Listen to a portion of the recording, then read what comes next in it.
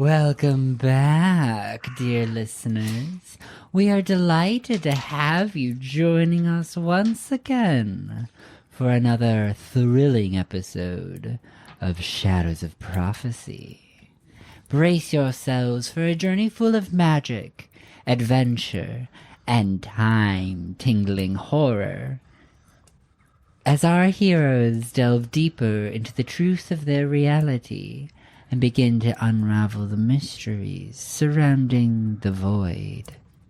So, grab your favorite snack, get cozy, and prepare yourselves as we embark on this exciting journey together. With us today we have... Hi, I'm Dan. I'm playing the mostly human, a little bit elf, rogue and scholar, and bile belcher, Ren. Hi there, I'm Chris. I'm playing the Tiefling Cleric who is kicking back in Teravos before confronting the final boss, Salvador Saltrose. Those are both good. I'm proud. I forget who I am. I'm Russell. I'm playing Upri the Half-Orc Barbarian. Why can't I have my sister and save the world too? Upri, do you want to name the name? Well, Didn't I say Upri? Oh, did you? Yeah. Oh, okay. You said you're playing Upri, and then you said that, yeah. Sorry, that's just the formula was different. And I'm Kai, and I'm playing the half-elf warlock, Yonsei Bay, who is definitely mean to people with canes. I re-listened to the episode, and I was really mean to that NPC, but he deserved it. Yeah. Yeah, he was an old cis white head. Who cares? And yet he's the one who survived, and not your boyfriend. With as we Yeah, but that's okay. okay, I'm good. We're starting, or I'm going. As we immerse ourselves in the shadows of prophecy, be warned, for this tale explores the darkest corners of the human soul and psyche, where the line between good and evil is blurred, and unspeakable horrors linger in every shadow. Our story is not for the faint of heart, for it will not only bring us to mysterious lands, but have us walk down treacherous paths with unforeseen dangers. As our heroes, who are not always virtuous, confront villains, who are not always wicked.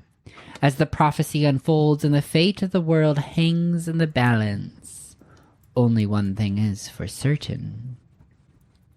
Nothing is as it seems. So, stay sharp, ready yourselves, and we just may make it through this together as our heroes continue to pull back the veil. Shadows of Prophecy is a Dungeons and Dragons podcast with violent themes and adult language. Listener discretion is advised. Join us today as we enter the Shadows of Prophecy, Act 4, Dawn of a New Age, Chapter 17, The Door Opens. Previously on Shadows of Prophecy, we began with a whisper eking out of the tear in reality, the void pouring out. Pustulous eyeballs. I'm watching you, Saltrose. Always watching. Omnidirectional hummingbird sharks, one might say aberrant, zoomed out of the void tear, the floor splattered with void ooze, wriggling with hundreds of lamprey like tendrils as cultists began to reveal themselves to control the scene.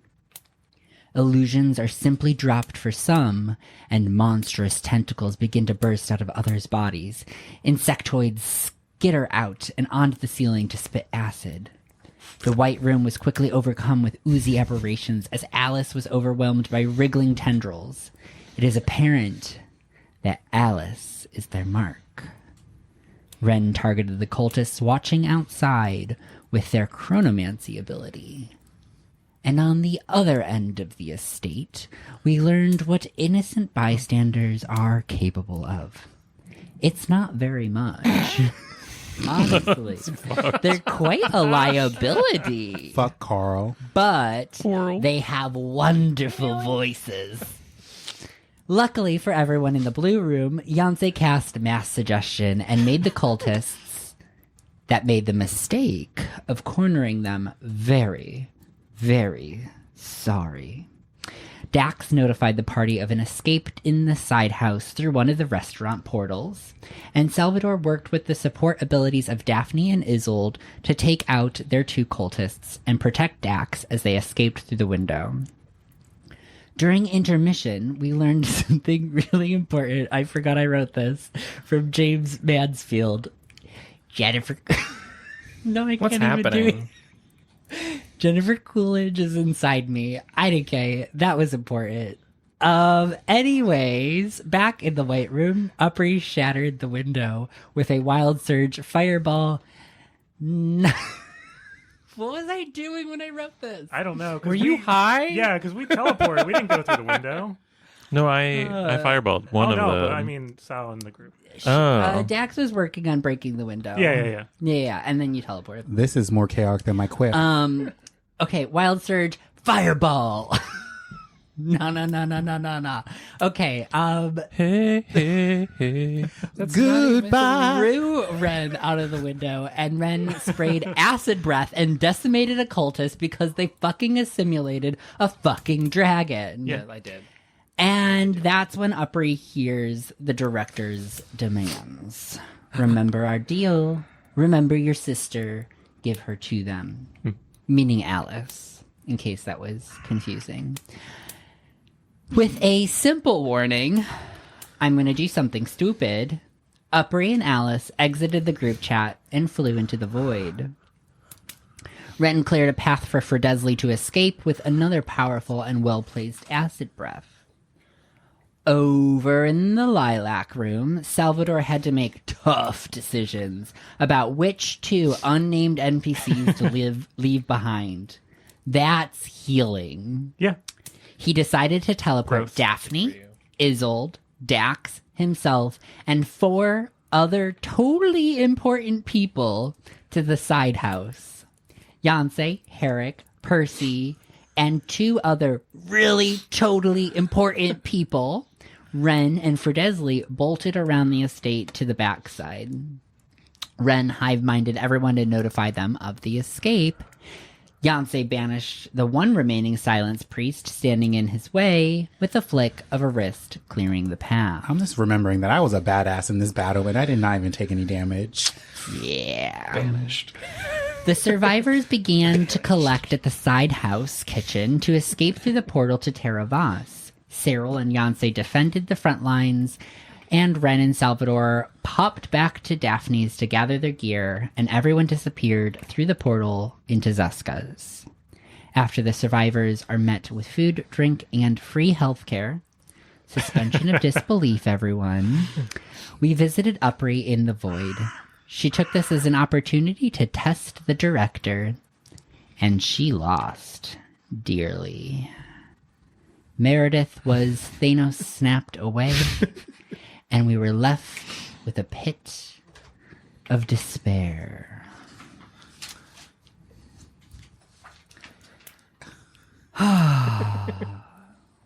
You had your choice. Next time, I won't ask. And with that, the director's voice fades away.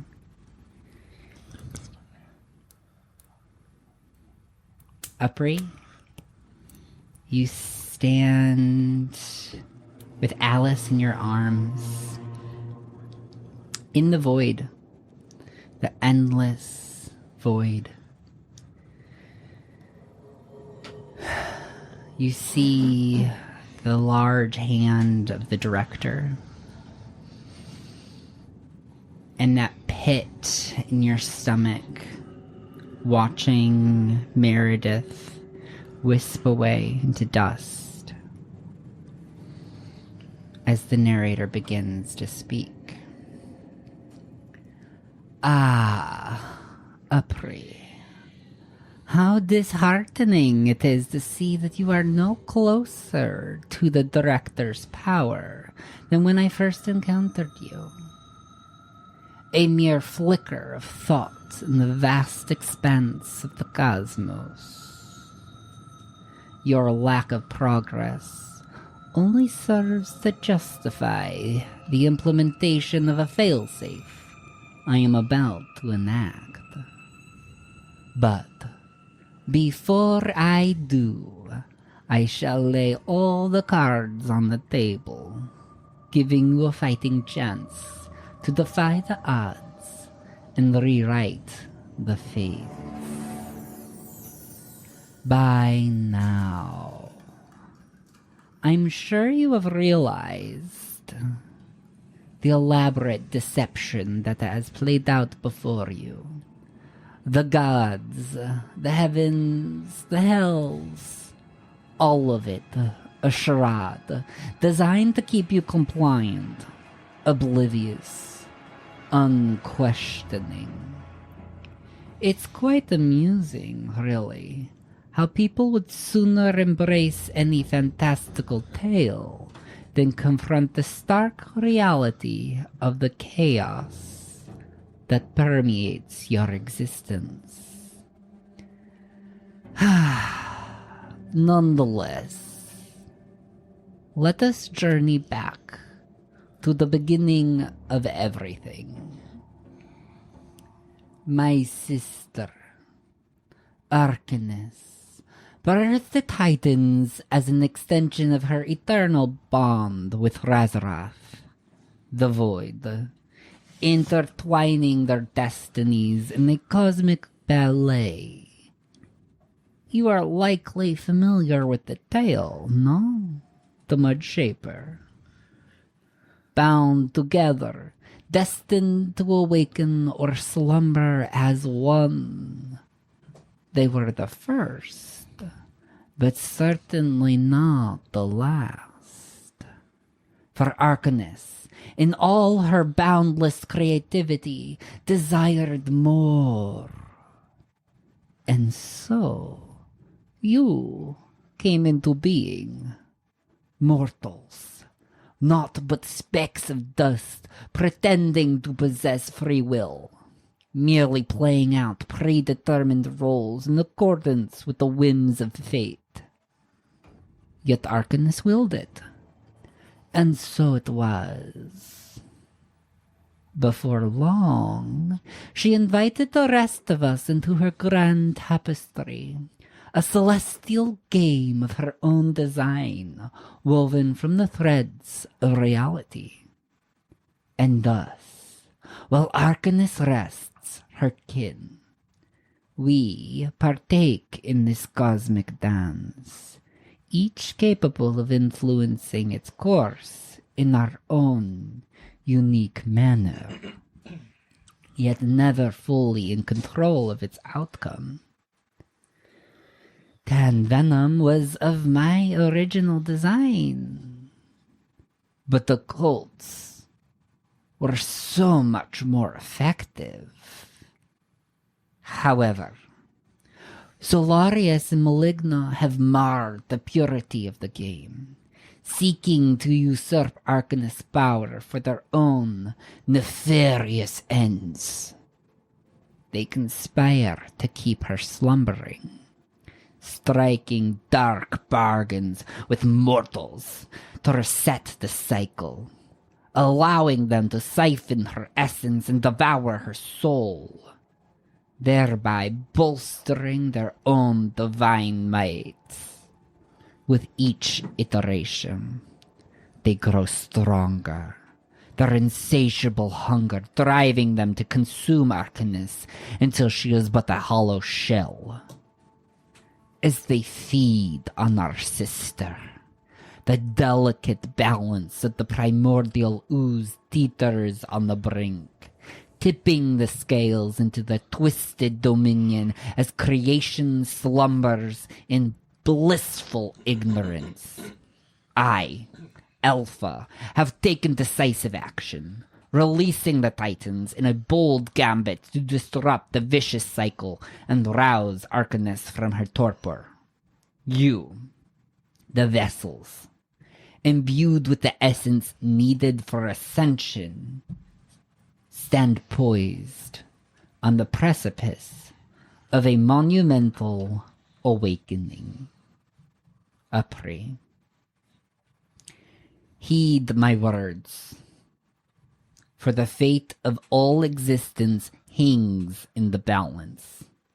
You and your compatriots, bearers of the Titan's mantle, hold within you the power to shape and course of destiny itself. Embrace it. Embrace your role as harbingers of change. And together, you may defy the odds and claim a garnered place among the stars. But for now, I must act to ensure the survival of my sister and all creation. Ozymander's gigantic hand descends upon you, Upri, placing a finger on your head, stunning you and freezing your body. No. You got booped. Then, with a gentle precision, he plucks Alice from your grasp, setting her upon the throne before you. With a faint tap upon her forehead, a torrent of light and a cacophony of sound cascades into her being from the ether, her form lifting from the ground in a mesmerizing display. Alice's breath catches in her throat, her eyes snapping open with a sharp grasp. Pupils dilate wildly, flickering to the back of her head, leaving only the stark, vacant gaze of her whites staring into the void. She starts to speak, her words rushing out in a frantic torrent, her voice straining and trembling with urgency. Before her, a tear in reality unfurls, revealing the image of a crumbling tower, its jagged edges casting ominous shadows, while black-robed figures swarm around it like a tide of darkness in an ocean of silence.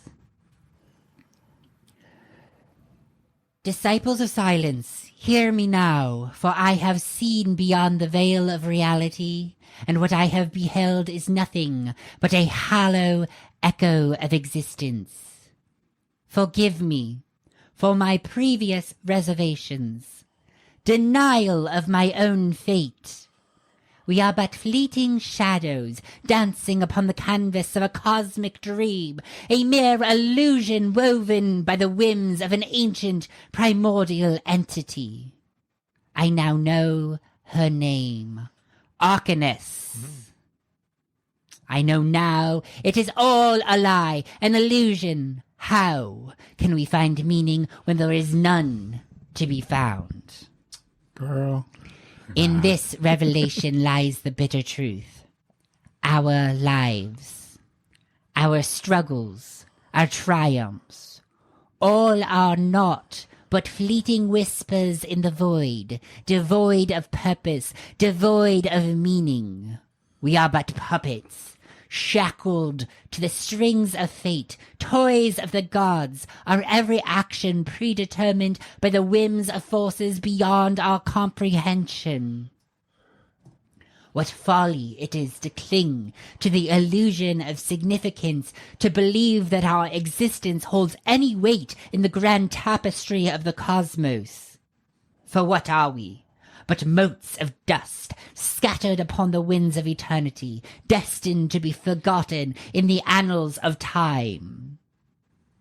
And so I cast off the shackles of this false reality, embracing the void that lies beyond. This too was predetermined. Let us embrace the sweet embrace of oblivion, for in its depths lies the only truth that matters, the truth of our own insignificance.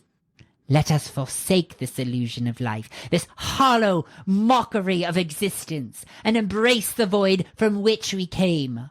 For in the end, it is only in the embrace of nothingness that we shall find true liberation. Now join me, casting off the chains of this false reality. Together, let us plunge headlong into the abyss and into our descent. Find the freedom that has long eluded us. For in the embrace of oblivion there lies the only salvation from the emptiness that plagues our souls. We have long felt it, the all-consuming pit. We now go to it willingly. As her words dissipate, cast into a sea of soldiers, Alice strides purposefully into the tear, stepping onto the precipice of the sunken tower. The waves of excitement rear up in the depths below, and her presence bridging the vast expanse between infinity and the void. With determined resolve, she forms a singularity, a point of massive energy, pulling the veil into herself, the wall between worlds beginning to crumble. Dun, dun, dun. Should you wish to pursue an alternative route, gather the strength to defeat Solarius and Maligna, and stop Alice yourselves. I have initiated our failsafe.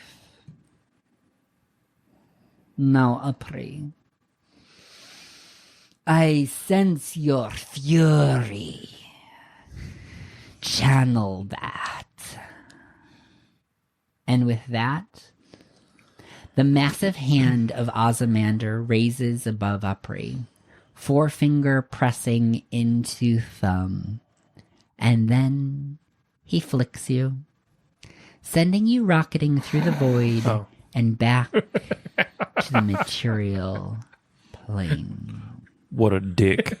Does he tumble out of the tear? Which brings us back to Teravas the following day. Upri, you have arrived in Teravas as well through whatever means necessary. Either you fell out of the void in Teravas or you somehow portaled there. Where do I land? So we're all in the next day. So that means we all got a long rest. Yes, everybody has a long rest. So we're all in the next day in Teravas. Salvador, after the arrival of all of the survivors, what is the situation? How are people set up over the evening? Oh, you mean where they go? Because they obviously can't stay in a restaurant for an extended amount of time. Yeah, how does Teravas rally around receiving all of these refugees? Well, thankfully, Salvador used to work for an estate that has a humongous mansion on it.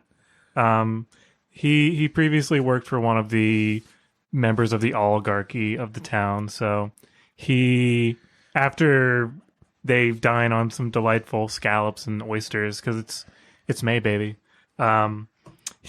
Salvador sort of shepherds the group over to Elmira's estate.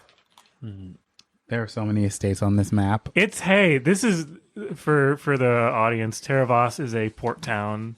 It is an all rich people. Yeah, it's got a lot of rich people. This was touched upon in season 1 with Camaxley or Cicatl and Lenore, but there's a whole bunch of shipping families and other trade folk. So Wait, so which estate did we go to? Elmira, it's at the top.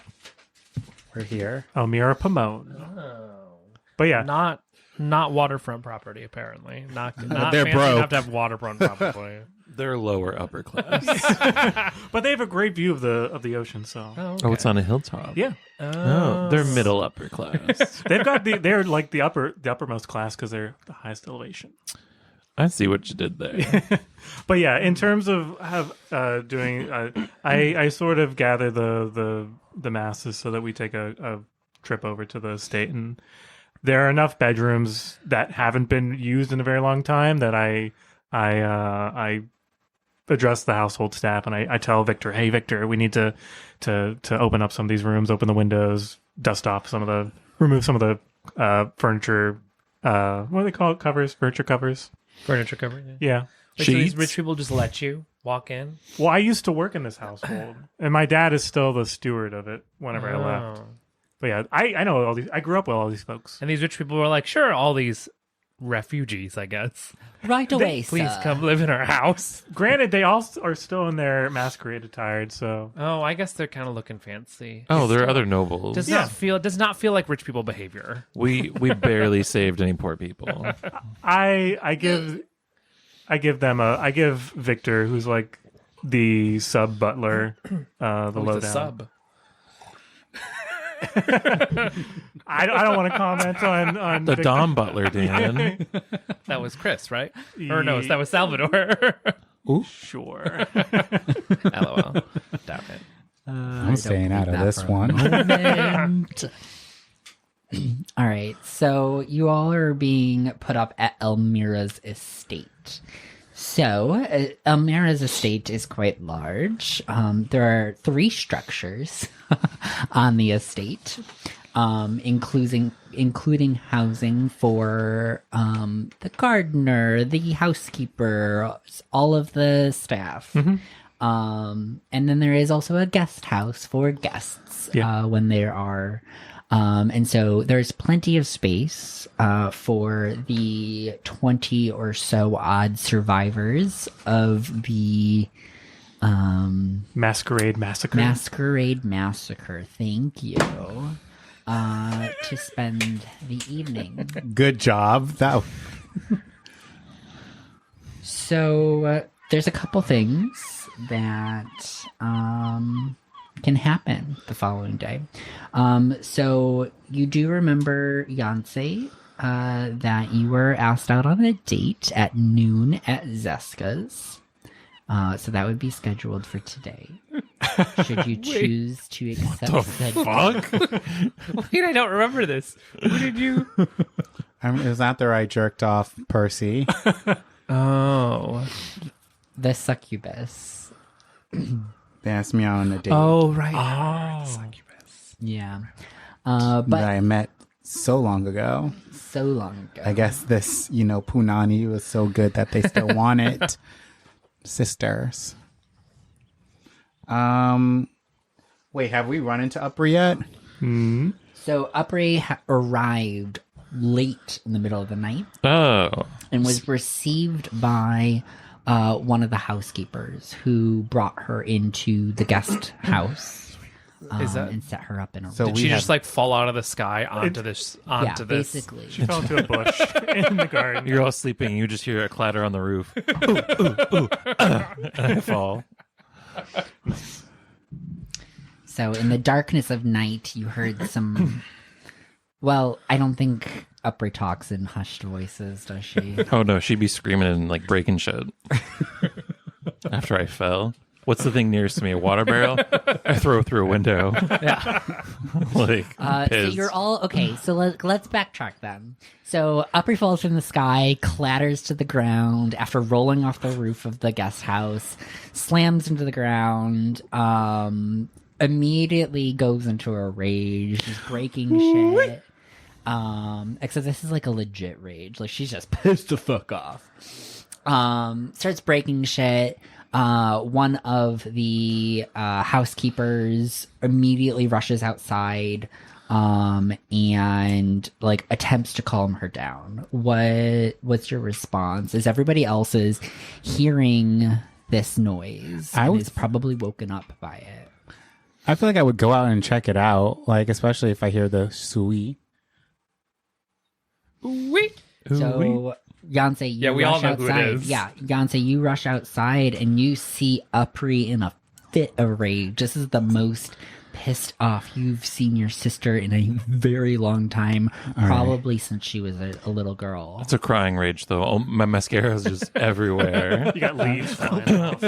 I Wear am. makeup? Mascara, yeah. Or eyeliner. For the least for the masquerade. Yeah. Right? Yeah. Exactly. I am going to run as I see this. I'm going to run up to Upri and I'm going to be like, Upri, it's okay. You're okay. It's okay. Breathe.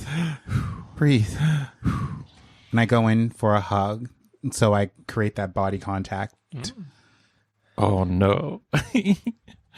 Upper would just like collapse on top of you. I buckle. Yeah, and we'd fall to the ground, and I'd hug you back and be like, "I'm fucked up, I fucked up. Wait, what happened? What happened? It's Mare. I didn't do the deal. She's fucking dead." Yancey pauses. Very silent. Like the longest silence that you have ever heard. I look up at Upri.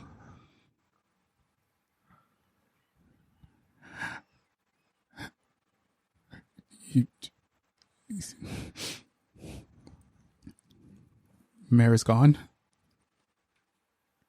Yeah. And Yancey takes 3 Eldritch Blasts and blasts them in the side of the estate in pure anger.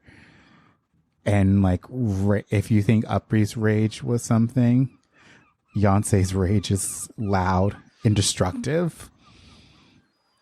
I'm just shooting off Eldritch Blasts. I'm destroying anything and everything. And after probably about a minute or so of doing that,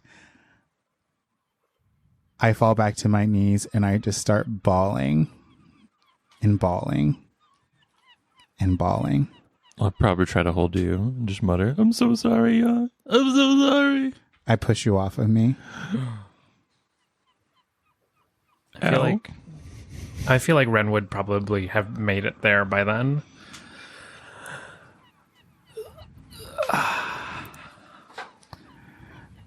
What happened?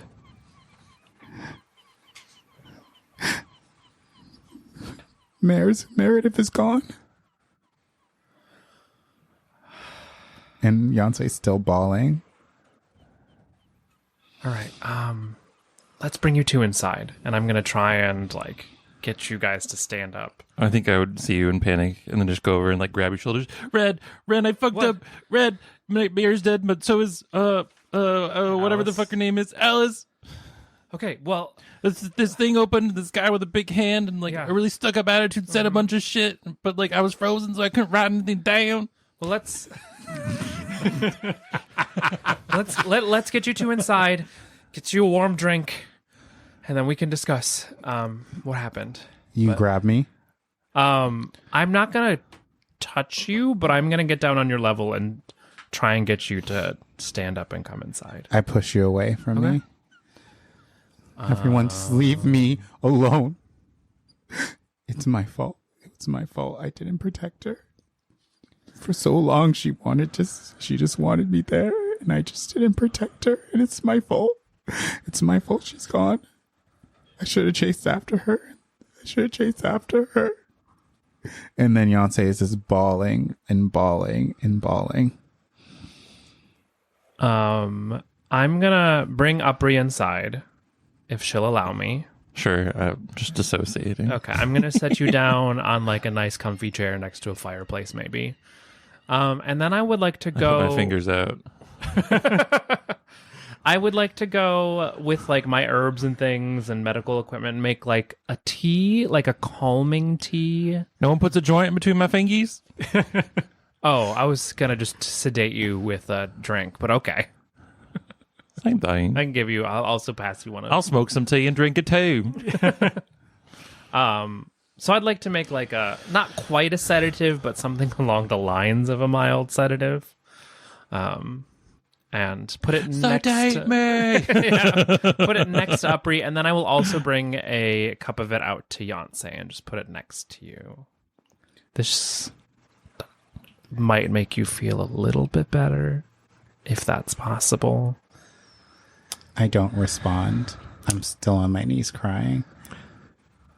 But the crying's more of like, kind of like, there's nothing coming. You're just, I don't know if anyone's ever experienced it where you've cried enough, but you're still in the process of crying. Like dry heaving. Exactly. But with your eyes. With your eyes. With your tear ducts. Eye heaving. Could I convince you to come inside? Silence.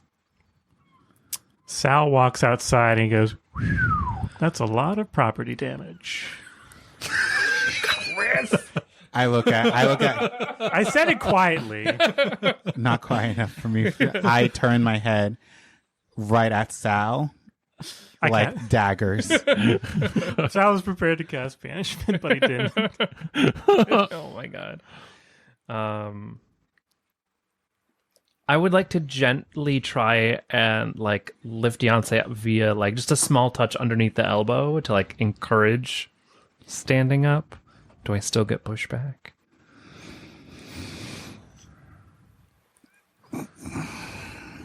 You can.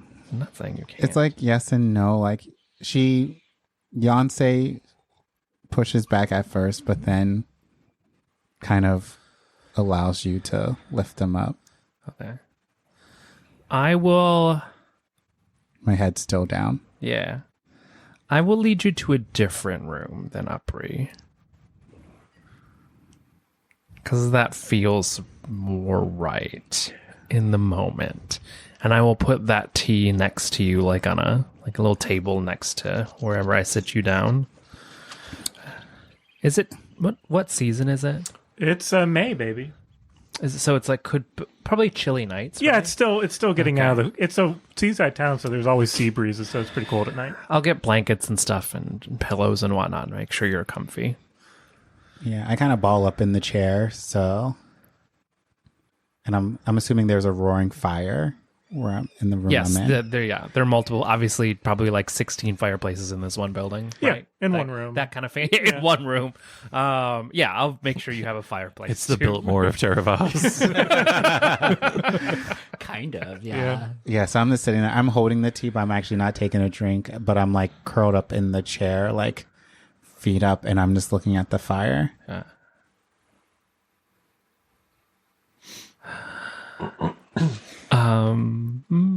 The wood crackles in the hearth. Snap. Snap. Pop.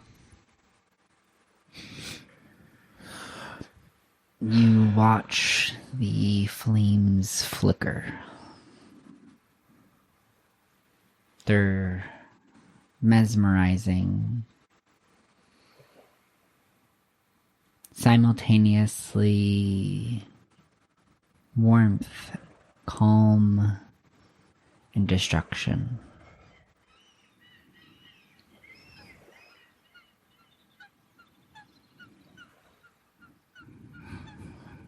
Well, I have a quick question. Yeah. What do I know about Meredith? Do I know her class? Like what she did? Like, I personally, So- Dan doesn't know a lot, Yeah. but like I mean, how much? NPCs don't have classes. But didn't She was a bard. But she I was was a saying bard. she was a bard. A water yeah. spout. She was more than just an NPC. She was my sister. Water She's a more Genasi than bard. just- She was the oldest. What did she She was play? the matriarch. What instrument She was did a she matriarch. play? Oh, Huh? What instrument did she play?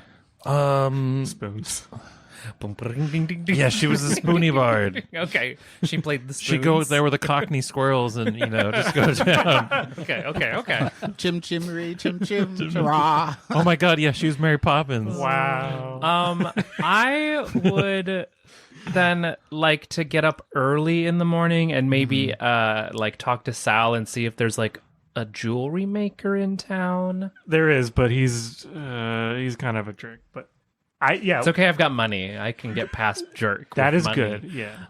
And I would like to have like spoon bracelets made, and I know that sounds really silly. That's lovely. But like, you know how sometimes you'll take like antique jewelry and like fashion it into Oh. like jewelry Yeah. or antique like cutlery. Yeah, thank you. And fashion it into jewelry. And so I'll get up early in the morning and have a couple made. His name is Duncan Stilts. Duncan Stilts. I make sure that he does not put that on the jewelry. DS. DS. Spoon by You DS. don't want branded jewelry? The only brand I care for is Zephyr Maleficarum. I'm wearing some right now. Callum. Oh, nice. I'm probably still wearing some from last night. Oh, whore. I mean, Freudian slip.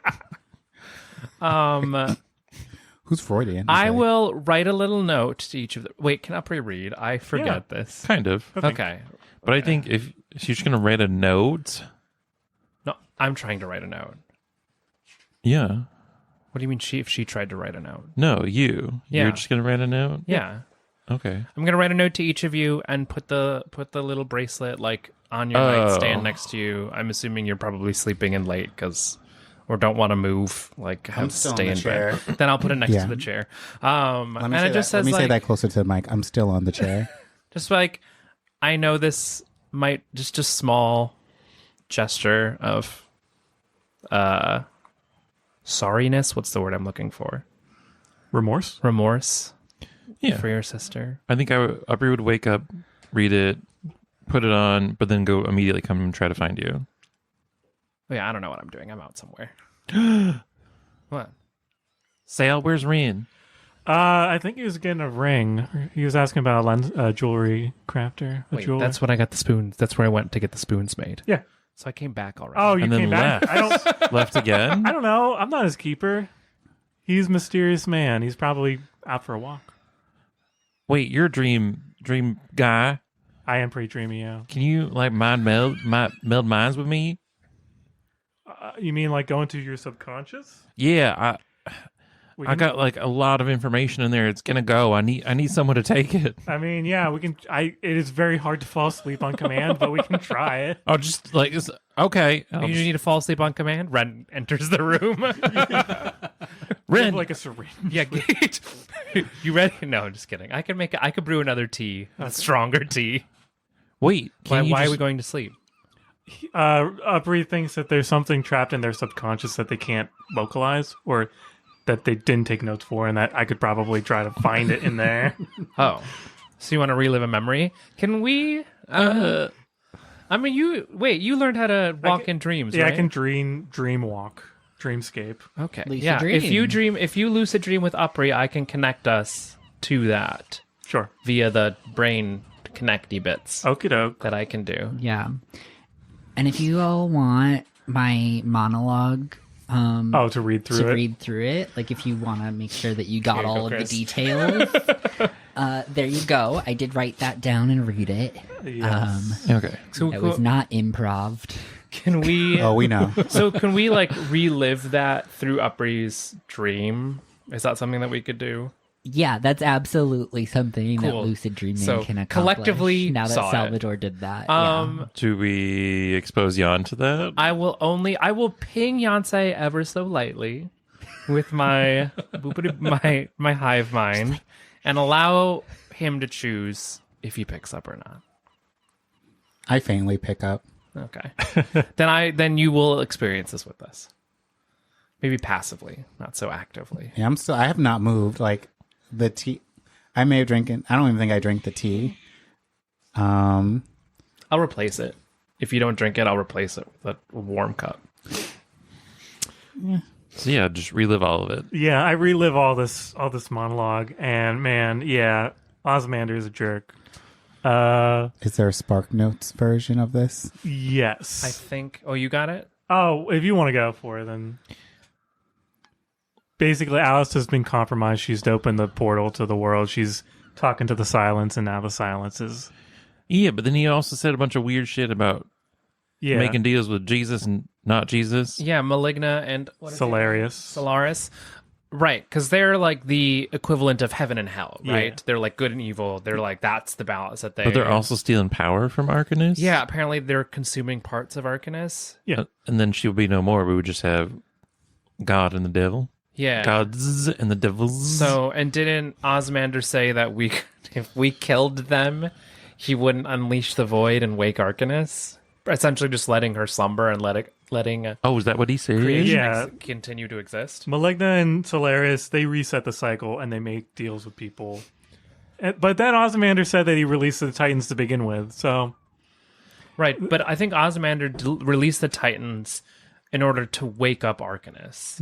Like, because if they were to break out and wreak havoc on the world, something about... like knowing that we're part of an illusion makes the illusion dissipate and wakes Arcanus up. That's my like general understanding of what was said. And then she sucks everything back into herself and starts all over. No, I think it would just end. It would just end. She would just wake up, Oh, she wakes up and it's just like a and dream. this version of creation is Yeah. gone. She could probably do it again, but Okay. it wouldn't be this per se. It wouldn't be us. It'd be a different type of us. Yeah. So it sounds Did we as- get that right? DM, is that accurate? Damn. That's the understanding. DM. Yeah. Oh, DM. I thought you said DM. DM. Wow, we need to clean our ears on break. Well, Tim is so far away now. No. I know, for me, Tim is just eyes. I will have also picked up some candied bacon while I was out and put some next to Yancey and offer some to obviously the rest of the group too. Where are y'all all at? Can you resist candy bacon? We're like in the room next door. 'Cause I'm I put doing you an in two emotional different arc right rooms. here. I know. I'm just trying to be supportive. No, I get you, Dan. The keeper of cats doesn't understand. I'm trying to help the story.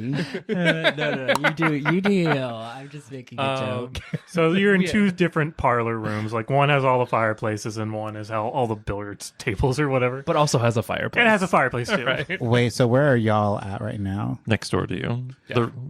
Yeah. You just have to walk out into the hall, down and through another door. Yeah. So as y'all are discussing, so the candy bacon was when you refilled my tea, so this was a while ago. Yeah, I'm yeah. just going to retroactively say Mhm. that. As y'all are talking about this, I'm assuming I also see the memory of like, do you also show us the memory of Mare dying and like based off of Osmander? Yeah, I think it would start to finish. That's brutal. Okay. You're welcome. Fucking brutal. Yeah. That's fucked. I mean, I probably don't have much Upri control wouldn't have over the it. capacity to block it out. There's no Yeah. way. It'd be the whole thing. I'm going We're to all just crying as we Yeah. wake up. yes. So as y'all are talking about all this, you hear the door open, and I'm waking. I have a blanket on me. I have half of a piece of candy bacon since you want to have me have it. If you want to eat it. Actually, no, I'm going to retro. I don't have it. Okay. I walk in with just the blanket and I'm holding it. And I look at Sal, I look at Ren, and then I look at Upri. And I just say, it wasn't your fault. It was not your- Waterworks. I am so sorry that you had to go through that. And I know you did your best. I know you did your best. And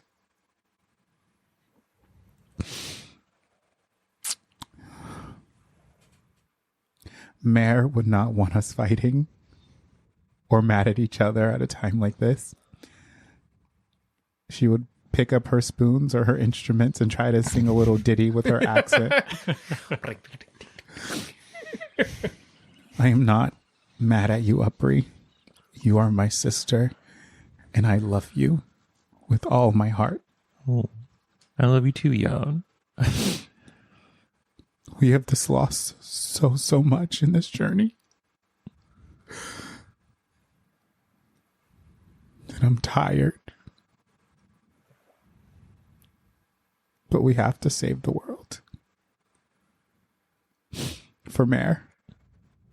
For mayor. And I walk up to Upri and I just jump into their arms. Oh. Oh. Okay, I'm good.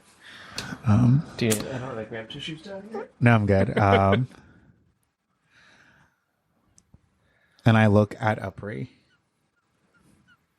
And I say into her eyes, it is not your fault. And I need you to hear that. It is not your fault. Okay? Right after Yancey says that word, or those words, you hear the director's voice. That fucking dickbag. Oh, Upri, it's absolutely your fault. Do we all hear this, or is it just Upri? Just Upri. Okay. I told you the terms. You made the choice. Sorry, my light started flickering. That was really scary. This is all by design. Okay, Jan. It's not my fault. And I'll just kind of like 1,000-yard stare for a second. You can lie to yourself as much as you want. I'm in my head. I'm lying to Jan, not myself. You dumb bitch. You got ahead. Cause I'm gonna fucking cut it off.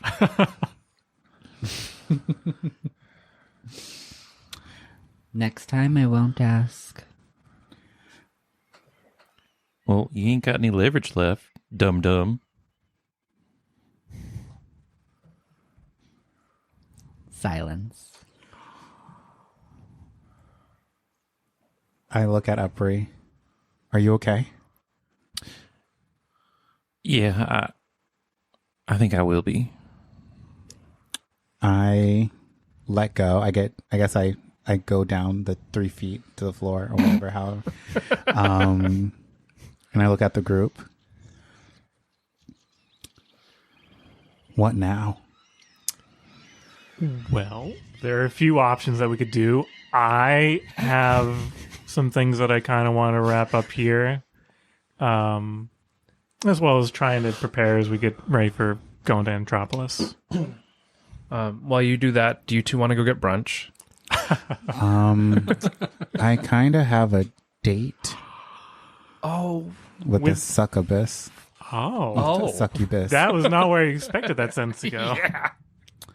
And it kind of has to do with the transgressor and the deal I made. You made a deal too. I was offered a deal. Were you offered a deal? I have not spoken. I also to the told you all assimilator. this. I told you the deal I made. I was Oh, right. We had that. before I jerked off the dragon. Oh yeah, I true. I know I haven't spoken to the assimilator since the first time that I spoke to the assimilator, Gotcha. which has been a blessing, to be honest. Must be It's- nice. You still have that it ring? is. I do, and it still it can't come off, Gotcha.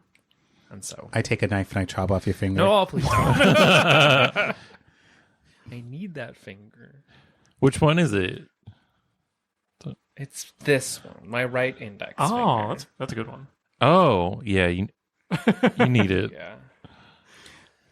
Well, I know that you will if I need it. If Yes. I need you to. okay.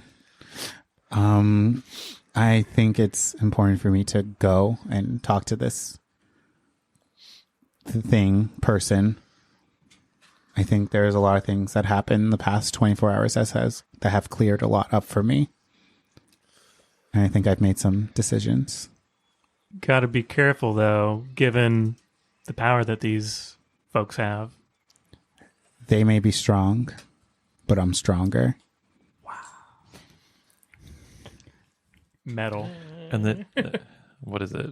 Is that Shania? No. It's Kelly Clarkson. Stronger. Yeah, okay. than We were all yesterday.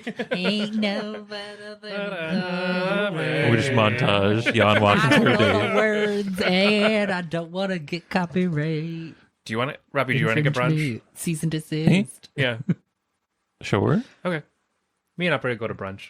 Y'all can Yeah, make I out give your you shit. some recommendations. There's some lovely restaurants on the seaport. Gorgeous. Where is my date? My lunch date? He told you Zeska's at noon. What time is it now? We can fast forward. There's nothing that makes us need to stick to a timeline. Well, I want to change out of my masquerade outfit. Yeah, fair. that's Probably shower. I smelly smell. Yeah. You can take your time to get ready, settle into the day. Is there anything that people want to specifically do this morning? I address some of the household staff, and I tell Tiffany and Sherman and Ron, you're gonna want to get one of those spellcasters, and they are gonna spend most of the next couple days casting mending on this hole in the side of the house. Oh, there are holes throughout the house. Oh yeah, Every room I've been in, there's just a hole in the wall. It's one of those days. Yeah, so Tiffany, Sherman, and Ron. you Ron. said? Yeah. Yeah, they're on it. It's not a big deal. I also write a note to the owner of of me apologizing for destroying some of the estate and explain in a lot of detail what I've been going through. Yeah. Probably oversharing. Just explaining my feelings and why I'm feeling this way and why it's happening and everything like that. And I give it before I leave on my lunch date. I give it to Sal to give to the owners since they seem buddy. Yeah. My understanding of Elmira is that she's very, very, very kind person. Oh, that yeah. tends to surround herself by other like-minded spirits. She's an artist. Yeah. So yeah, she's an artist. Then she'll turn those loves holes into art. gardens, and probably her staff is of a similar stature. She doesn't like run a like stiff household, so her staff wouldn't be trained to like be all Hoity-toity. hoity-toity. Yeah. Oh, so one of the cool rich people. She's one of the Yeah. cool rich people. Unlike 90% of the other people Yeah, she is a rare breed. Yeah. She got that old money. Well, I'm also taking my bag of holding with how You got 6,000 at least. no, I have 7,000. You have my bag too. I give that to you back. I give that to you. Oh. And I say, you're an adult now. You can do it. Make better decisions. Oh. I'm going to say, Can I roll to punch Sal? I'm going to say, I know that you're scared. I know you gave this to me because you can't control Do you your- say that to me? I don't say. Okay. All right. You can roll if you want to. Anyway. I'm going to say, I know that you feel like you can't control yourself, but trust yourself as I trust you. And I give it to you and I walk out the door. Oh. Sweet. And I have 7,000 gold because I definitely got my money from Dracomis. Sure, why not? 7,489 to be exact. I'm not gonna stop that. How much do I have? 5. Whatever. 5,000 minus the 10 that you got for the Ouija board. That's right. But yeah, I walk out and I just say, I'll see y'all later. And I tell y'all where I'm going to be. Yes, tell your friends where you're going when you go on a date. And I'm hive minding. I'm asking to be hive mind so you just know. It only lasts 500 feet. Yeah. So if you go all the way to Zeska, we're not going to be within 500 feet of Zeska's. Where the fuck is Eska's? It's down on the You ocean don't front want to too. go on a boardwalk? Under the boardwalk. 500 feet is a lot. Go have in- brunch at Zeska's. You just show up again. It is a hole in the wall as with was sunglasses. Me and Upper in sunglasses at Zeska's. described. Yeah. Just eavesdropping on. Wait, can it be like a trashy brunch place? So they're like the oversized sunglasses, and we all have like the mimosas and like a giant thing They're like in the with a silly boxes. straw. Yeah. It's like the Jersey Shore. There's one drag artist doing a Whitney number. Yes. Is this how you pictured? Oh, yeah. Or not Metropolis. Oh yeah, Terravas? this is Terravas. absolutely what Chris had in mind. Oh yeah, because Zeska's is a hole in the wall. It is like it doesn't even have a name on like a sign on front. It's just a building. But yeah, It's not even on the map. All right, let's go do a Snooki and JWoww montage. It's on the boardwalk. It's like I don't know, one of the boardwalk restaurants. yeah. There's a bunch. There's a whole bunch of restaurants to pick from on the boardwalk. This is on top of being like a port city with lots of trade coming through it. It's also pretty touristy. There's a lot of visitors constantly, so the restaurants pull in a lot of visitors. I love trade. Yeah. I empty Daphne's entire box of drugs into my bag of holding, so I have it with me. I leave a couple. Okay, I leave a couple behind because that's rude to take all of it. I mean, did you tell her you took the box? I guess not. I guess that's fair. Just put the whole box in there too. Yeah, you're pouring them loose. Yeah, In between all the it's a gold. it's a bag of holding. You just sifted I all their just gold. summoned one. Loose joints. Oh no. Wait, I need to write. I need to before I also leave. Yeah. I write a letter to the family Oy. explaining what happened. and I And think we established they were heading to Entropolis to meet you there. yes, So they're in Entropolis. I'm gonna take a raven, give them the letter, Caw. Caw. give it to them, and I'm gonna make it very clear. I'm sorry, speaking to the mic. I want to make it very clear that Upri had a choice and it was not her fault. I'm making it very, very clear that period. Period. All right. I'm in my end of series era. Call, So- call, End please. of series era. Oh my gosh. All right. So you are making your way down to the boardwalk to Zeska's.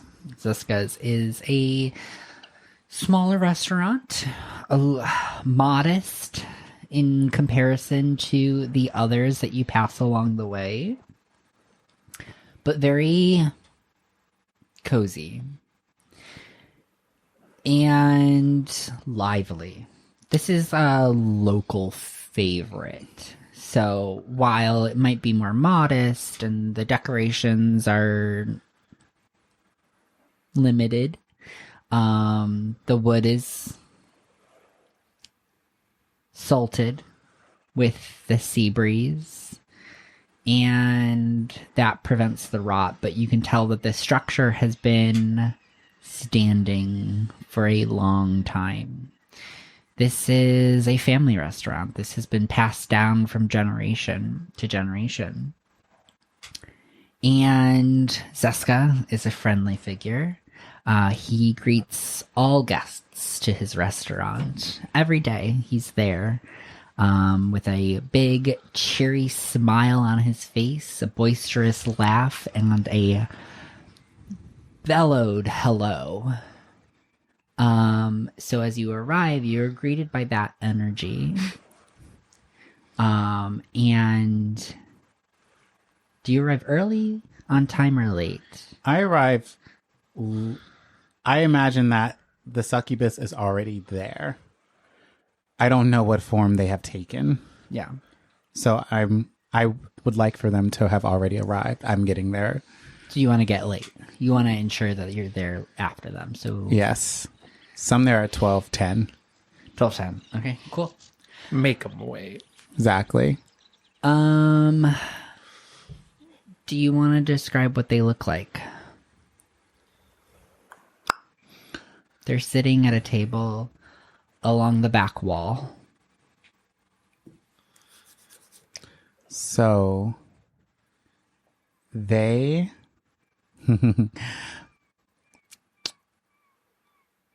I'm trying to figure out who I want them to look like. I have a couple of people in mind.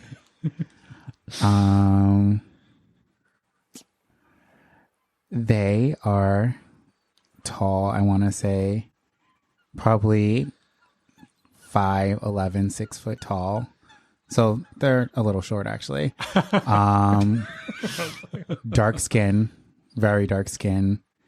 Buzz cut hair. pearly white teeth, like tall. I mean, I keep saying tall, like Tall. muscular with a big butt. And for those who want to know who I'm talking about Nakuti Gatwa, who's now playing the Doctor. He was on Sex Education. So he also is British Mite. Hello. No. Soft. I am soft now. So that is who I notice, and I walk up to them. I'm like, hey, I know that we were supposed to sit here for lunch. Do you mind if we just go on a walk? I just don't feel like sitting in one place right now. Yeah, so as you approach the table and he sees you coming, he does stand up, and he goes to greet you with a kiss on each cheek. Mwah, mwah. I not retaliate. I reciprocate. Yonsei, so wonderful that you showed up. I was honestly a bit hesitant, but absolutely, we can go for a walk. Thank you. I don't know what. Don't worry. We're gonna make this change real quick. So, all right. So we walk out, and you said Tesca's. Zeska's. Before I leave them be Zeska's. Zeska, beautiful place. Amazing. We will probably not be back, but I just want to tell you that this place looks beautiful and very homey. Oh, of course. Thank you so much. Why? I don't know what Ziska sounds like. This is We've never totally voiced accurate. him. He's like a big Santa Claus. Yeah, he's a big Santa Claus. I don't think I've ever voiced him before. You did. Oh, I did? In that All one. right. Was that accurate? Yeah. Okay. Salvador, my dear boy. Oh, I walk my out friend. before the voice Oh. continues. Goodbye. Thank you. You must be a friend of Salvador. I've already left by now. I remember whenever you appeared in my kitchen. I have already left. All right. So, yeah. He's following you, or walking alongside you along the boardwalk. You can feel the ocean spray misting your face, the smell of salt and seawater, the sound of seagulls flying overhead, and the gentle rocking of the waves hitting against the shore. Thanks for those amazing sound effects. The audience has beautiful sound effects. Yeah, I knew that they would be playing. I am like, my arms are crossed and I'm just walking, and they're next to me, and I think they're waiting for me to speak, but I'm just not saying anything right now. So they can take it if they want to go first.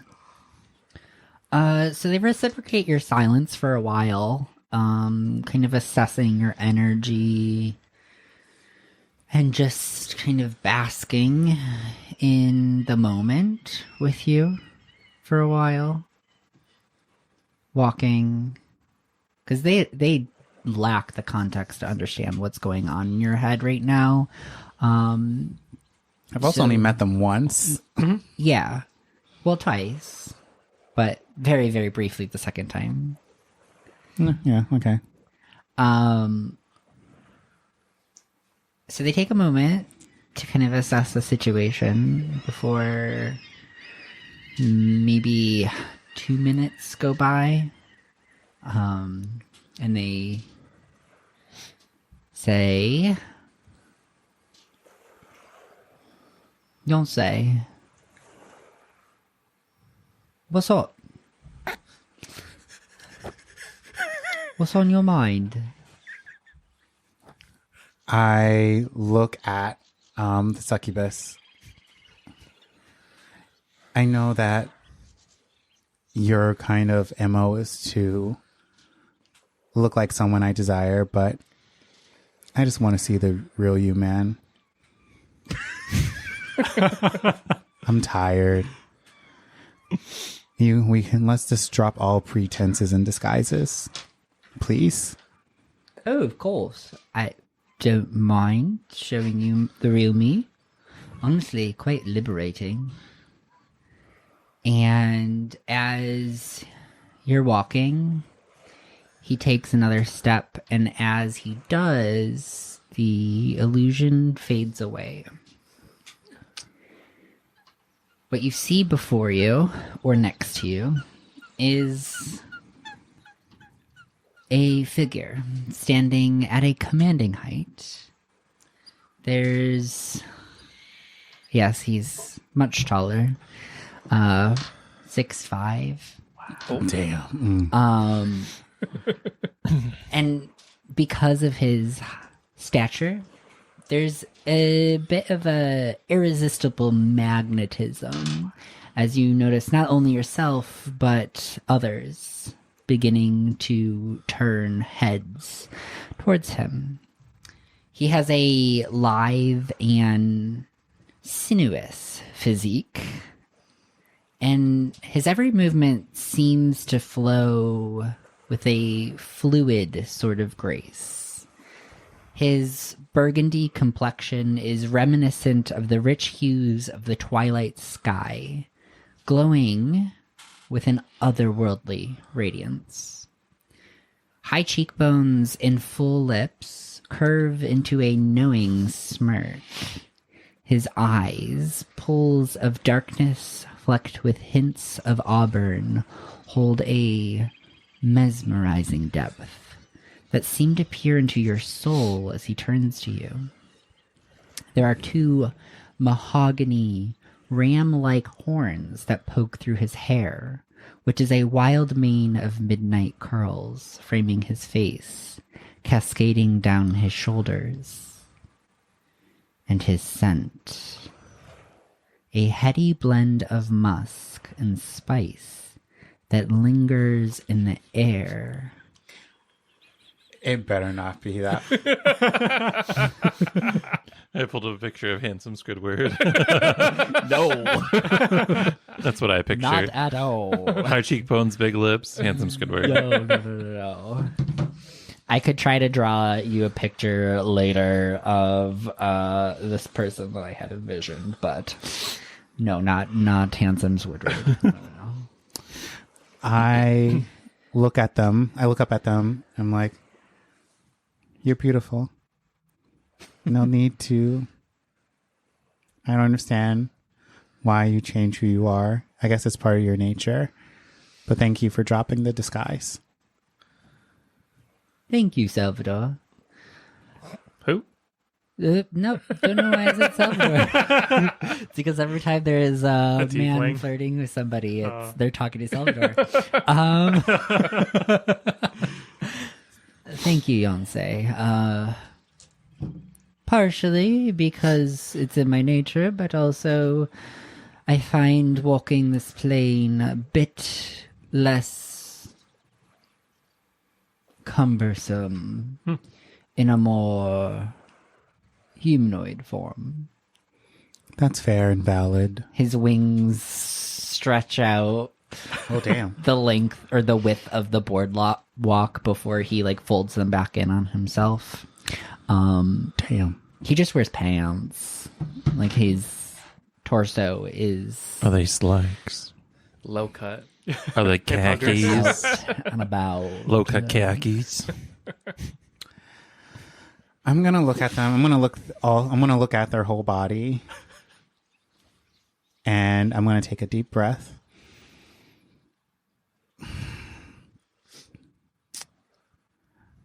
I don't want this to take too long, so I'm going to make it quite simple.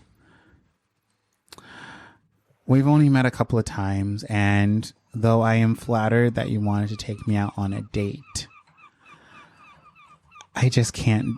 I don't have the emotional capacity for this right now. I have lost a family member, and to be quite honest, we're at the end of times here.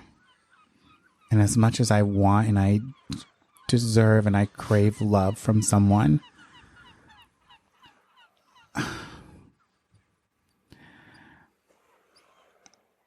have to focus on saving this world the best I can and saving the family that I have left.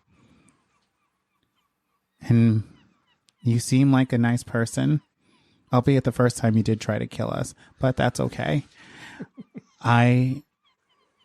If we're able to save the world and nothing resets, I would love to do this again at Zeska's and actually eat food. But I think for now, as much as I appreciate it, I can't. And I won't. I have too many people to protect and to save. And I really hope you understand. So he listens to you talk.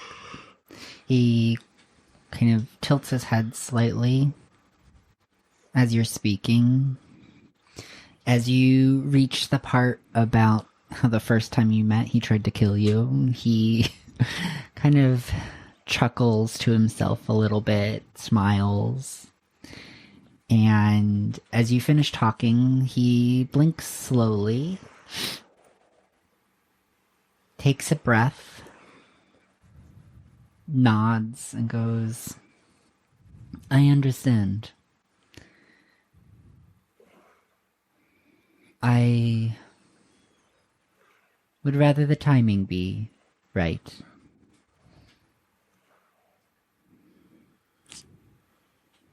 And who knows, if we save the world, something can blossom over it. I mean, albeit we've only met twice, I guess now third time. So I would like to get to know you in this form. And I take off my hat. And I look at them. Yes, I'm wearing another hat. And I look them in the eye. I'm like, also, tell your boss, the transgressor, that we don't have a deal. As much as I would love to spend eternity with my family and you,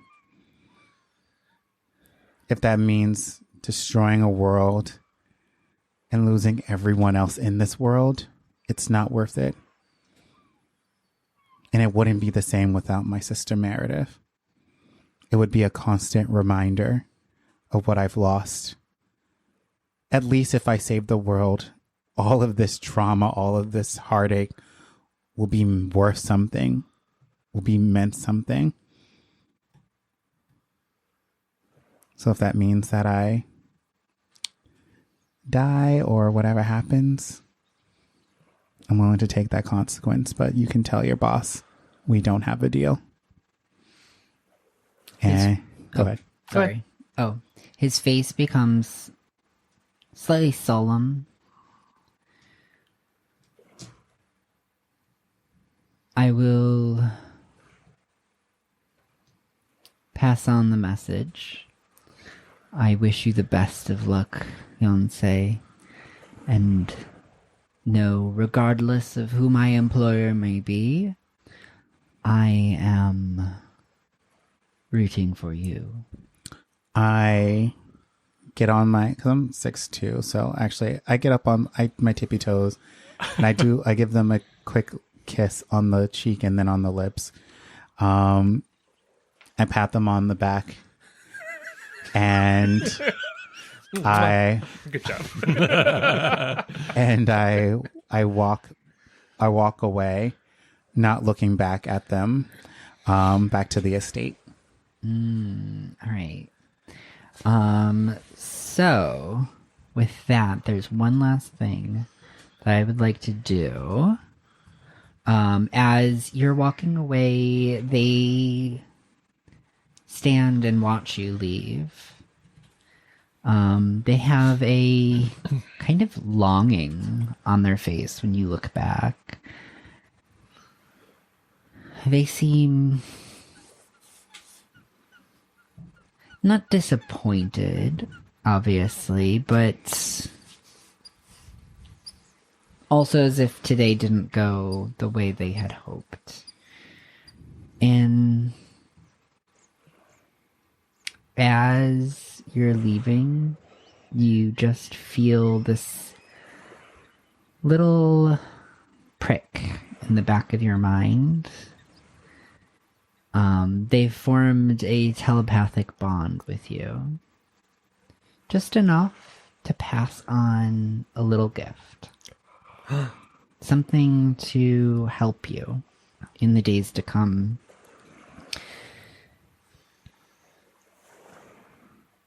They are going to give you a... You don't already have a resistance to fire, do you? I don't. Okay.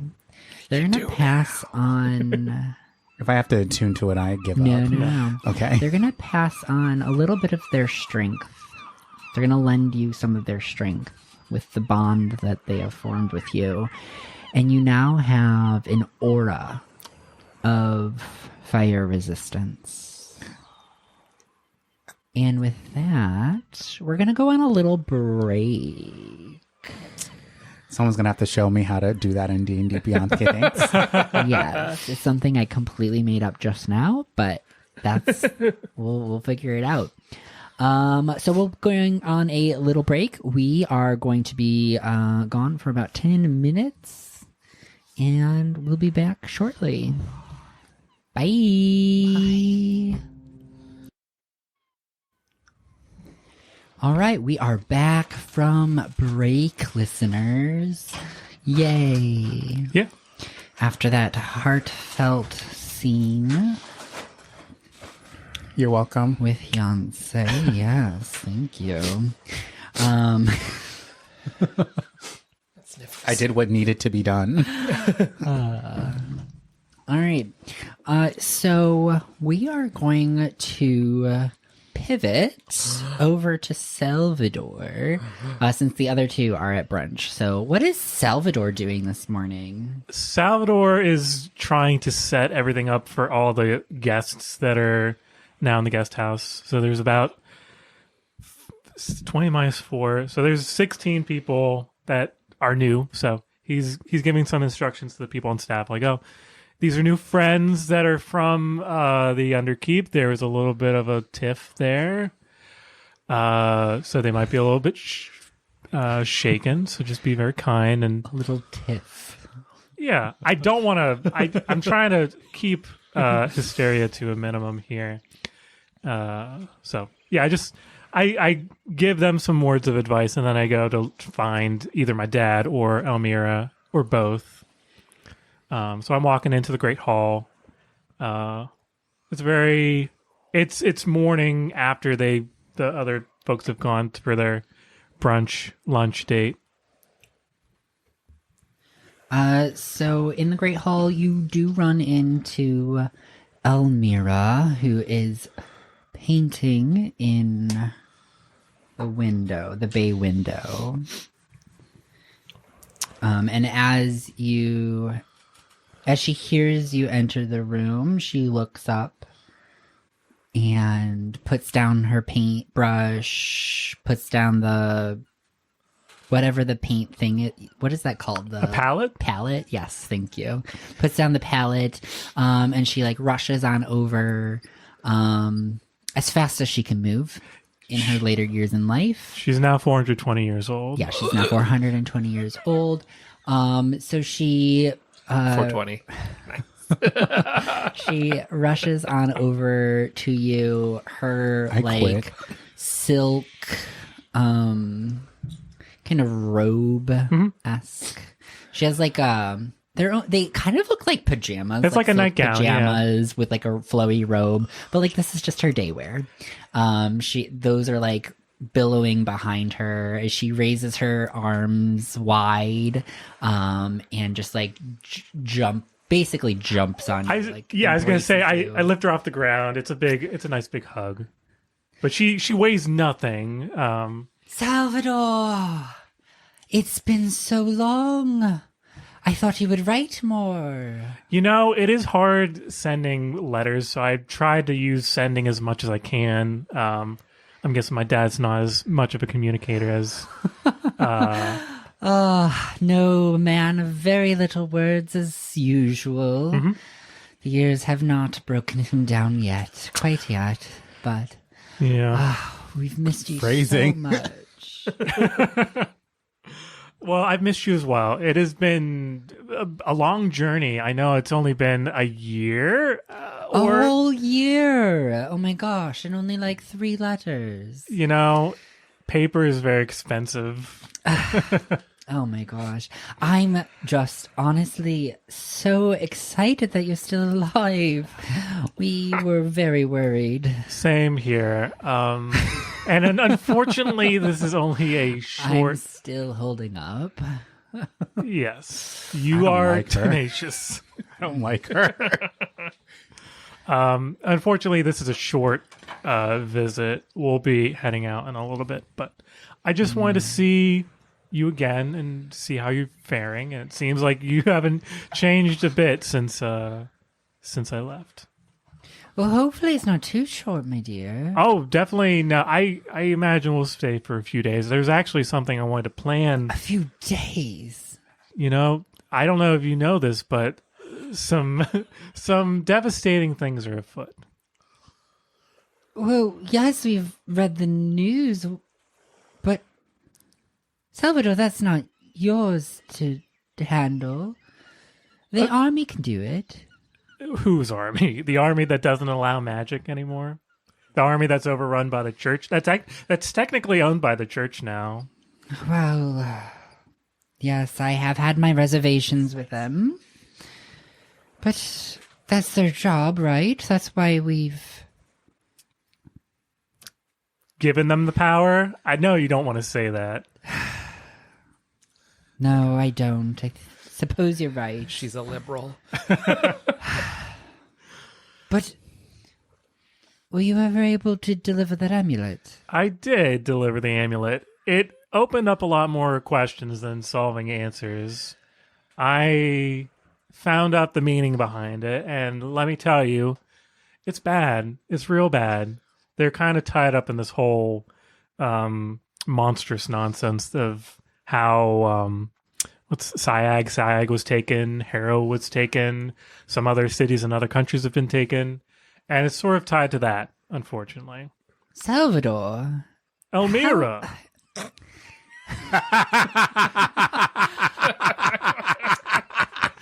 Still the spicy little devil, aren't you? It's in my blood, How baby. have you felt got racist. yourself... I felt racist. Spicy little devil? She's an elf. She doesn't know. She doesn't know social cues. How have you gotten yourself tied up in all of this? That's... I knew you were special from the day you were born, but this is all too much. These are all machinations beyond our control. These are Precisely. wheels that have been set in motion that we really don't understand. You were always very sure of yourself. That is for sure. Well, if you insist this is true, at least stay more than a couple days. I will see what I can do, but my compatriots and I have sort of a tight schedule to attend to. Don't you have to prepare yourselves? Is that... how are you even going to... We have means of transportation. I have a few avenues that I can think of, but the most important thing that I want to talk to you about today is we need to throw a celebration. A big party. The biggest party that this town has seen. Because I am not entirely sure how everything's going to shake out. I want people to have the best experience that they can right now. Party for the end of the world? Basically. But we're not going to advertise it as such. Oh, why not? I think the tongue-in-cheek is fun.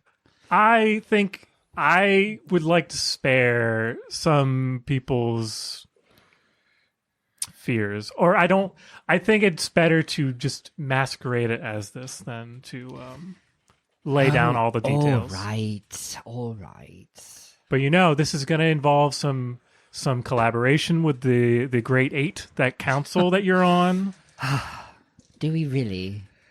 They have all the best stuff. They got the exotic animals. They've got the beer. They've got the lenses, which are nice for some optical illusions. Even Duncan? Unfortunately, yes. Fine. Well, I will get Ronald on it. Tiffany would probably help out with this too, wouldn't she? They're great organizers. Yes. And total people pleasers. People persons. Well, Salvador, if you'd like to talk to your father, he's up in his study. I will do just that. And I give her another tight squeeze. I spin her around. I put her on the ground. He's been waiting for you to say hello. He wanted to make sure you felt like you had space. That's very new for him. He has been learning immensely since you've been gone. It's been tough on him, I can imagine. I can only imagine. But I will go talk to him. Thank you very much. And lovely painting, by the way. Oh, don't you think? I've been working on this for 2 weeks now. Just inspired by spring. It's a muse for everything. New. Truly. Why recreate the wheel? It's been around for a few thousand years. And I skedaddle up the staircase. Is it just a bunch of yonic flowers? Yes. What's yonic? Vagina light. Oh, okay, gotcha. Yes, it's just so much of that. Yeah. So you make your way up the winding, creaking stairs to the second floor of the estate and down the hall to where Vio has his study. I slowly walk down the hallway and I gently open the door. Papa. I was just about to say, Papa. Papa, can you hear me? And I say, I knock on the door as I am standing in the doorway. Yeah. As you knock on the door, you see your father sitting in an armchair reading a book. Yeah. Wow. This is new for him. He can read. But Learned to as read in the past year. as you knock on the door, he looks up and his face lights up with excitement. He jumps out of the chair and rushes towards you. As he makes impact with you, it pushes you back a good 2 feet. And he just squeezes you with almost all of his might. Salvador, oh my god, My brother. my brother, Salvador, my boy. It's so good to see you. It's been too long. Yeah, it has been, Dad. You Where have you been? all over, honestly. You said you were going to send just a single amulet, and you've been gone for a whole year. What is up with you? You take up one quest and then you're given another one, and then it feeds into the next one, and this is sort of a endeavor that is more than I expected. Well, regardless, you're back. Indeed. Oh, so glad to have you back. Should we make up your room? Yes. Before we do that, I just want to say I love you very much. And I give him a big squeeze. You're a great dad. I know it's been tough not only this last year, but all the years. It's, you try to do your best, and you take happiness in the little victories that you get. And I just want to say I'm very proud of you for coming out of retirement and helping out the estate like this. Well, I love you too, son. But where is this coming from? The second part of this is that I have some bad news. Unfortunately, I will have to leave soon. What? You can't leave. You just got here. I know. That's why I say I'm leaving soon, not today. Damn. There's some other business in Entropolis that we have to take care of. It's pretty weighty. I don't want to burden you with the details, but we have another task to do there. But before, I just wanted to have a big celebration for everyone in town, just so we can all enjoy what time remains. There's some ungodly machinations happening that might be perilous, but I think that we should try to do exactly what I said before and try to enjoy what we have. He looks at you kind of broken, kind of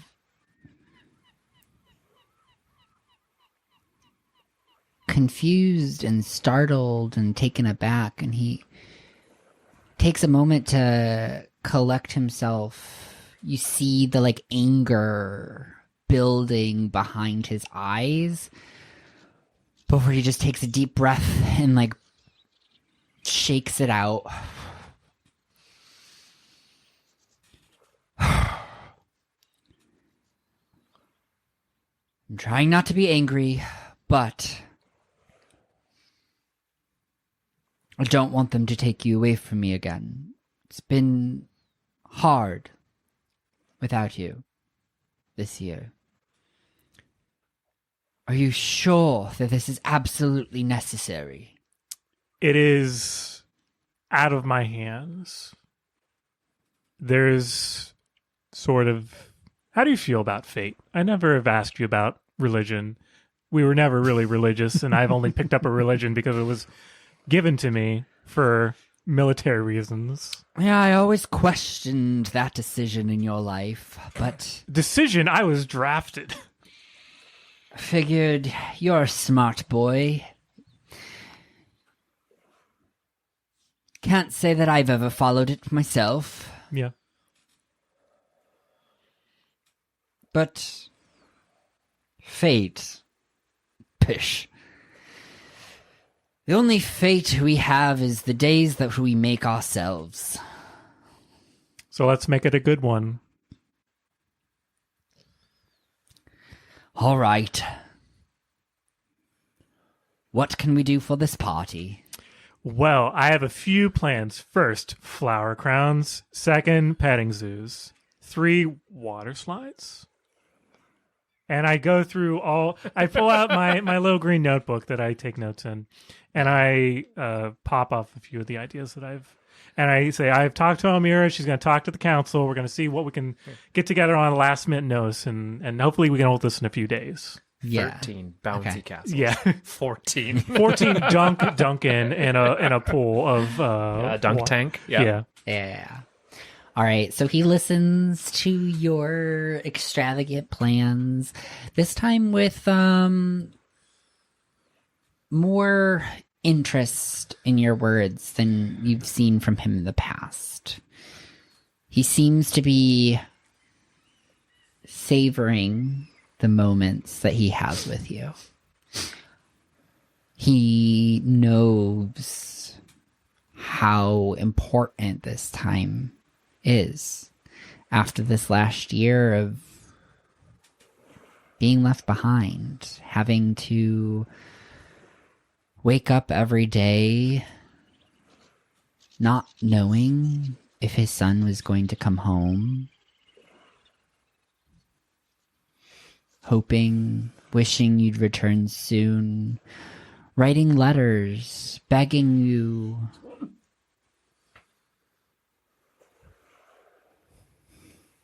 and then crumpling them up, throwing them away, reminding himself that you were doing what you needed to do, what you wanted to do, that he had to let you fly. And you spend the next hour or so going over ideas, him him taking notes, writing them down, making a to-do list with you. Things that you used to do as father and son all those years ago when you worked together on the estate. And you make a plan for a party. A big old bash. Big old bash. All right. And anything else that you want to do with this time with your father before the party, obviously? I can't think of anything. All right. And so, yeah, that kind of fades away, and we are going to now pivot to Upri and Ren, who have just gone out for brunch. Are we at Unlimited Mimosas Karaoke Brunch? Is that where we're at? Karaoke. Sure. Yeah, it's one of these newer establishments that has come in the past year. Salvador's not familiar with it. When you mentioned the name and said it had like great reviews on Kelp. Shout. Kelp. Not a sponsor. He kind of looked at you a little confused, but yeah, they have bottomless mimosas. And someone's presidential words up onto a wall. Exactly.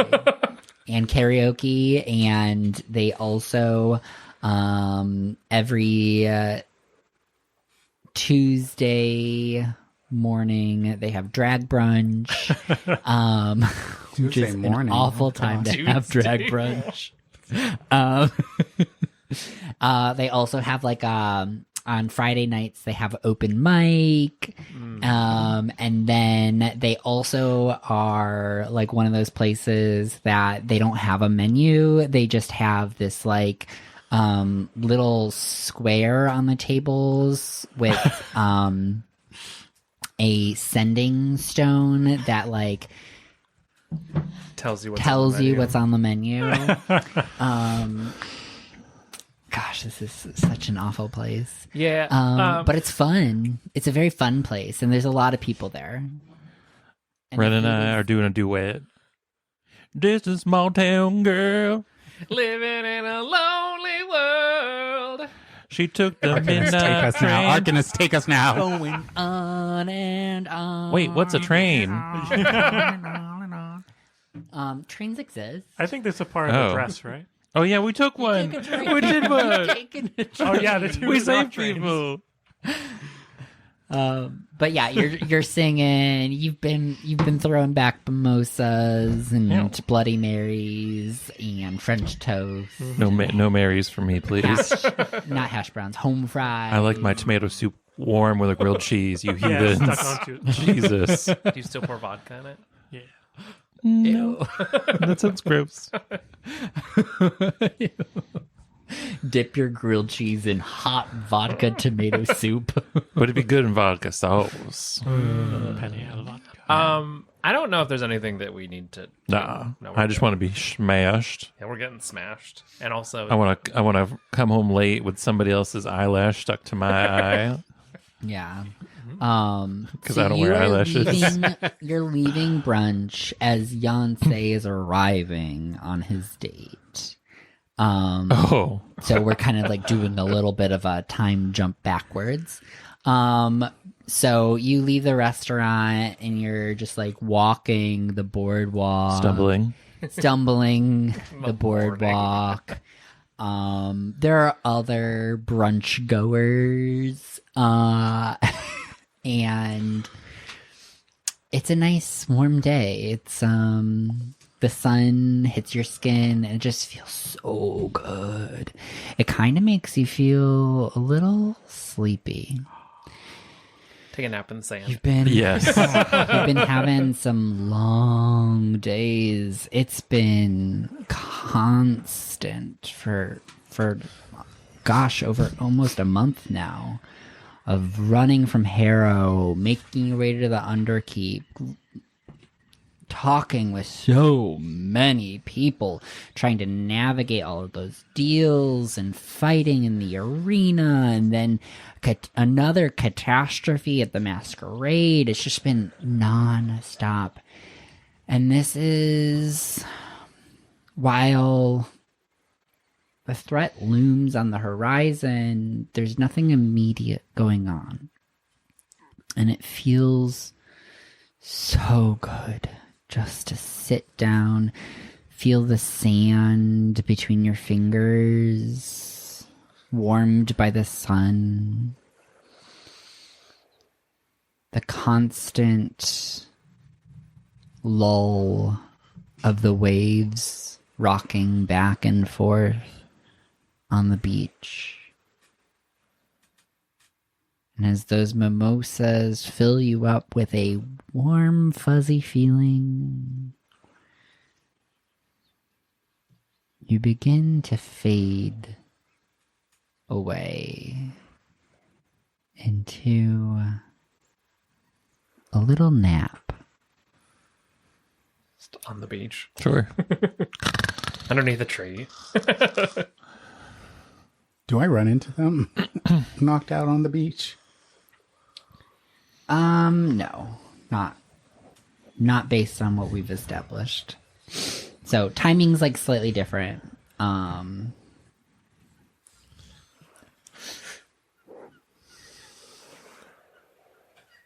So as you are sleeping on the beach, because you like left, is what you established. Yeah.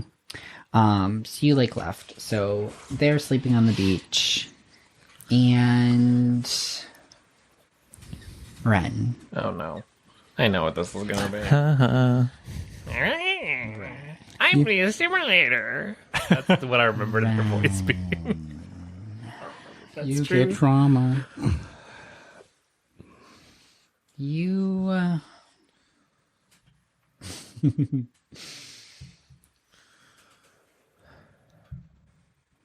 feel like your head is spinning, like you're standing on a boat and the waves are rocking you, throwing your body lurching forward and back, and your head spins again. Your stomach does a flip, and then it tightens as you hear its voice.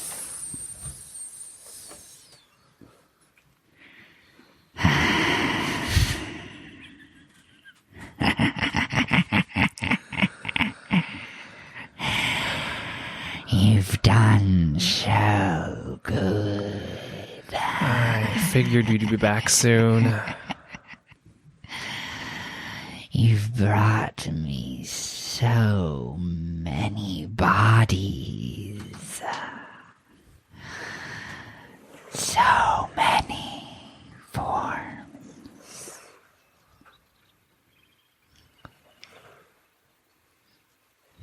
Yep. Bring me Yep, I did. more. More.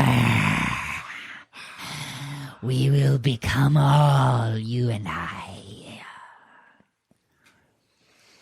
Everything will be consumed by us.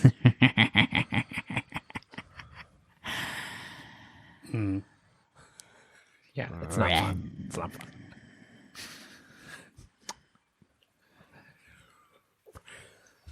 Yes. What can I entice you with in order to speed up the process? You've done well, but we can do so much better. I have a couple of questions. What are your feelings towards your siblings? They will become one with us too. Okay, well, that's what I was hoping you would say. I want it all. I want to consume. I want to eat it. I want to rip it apart.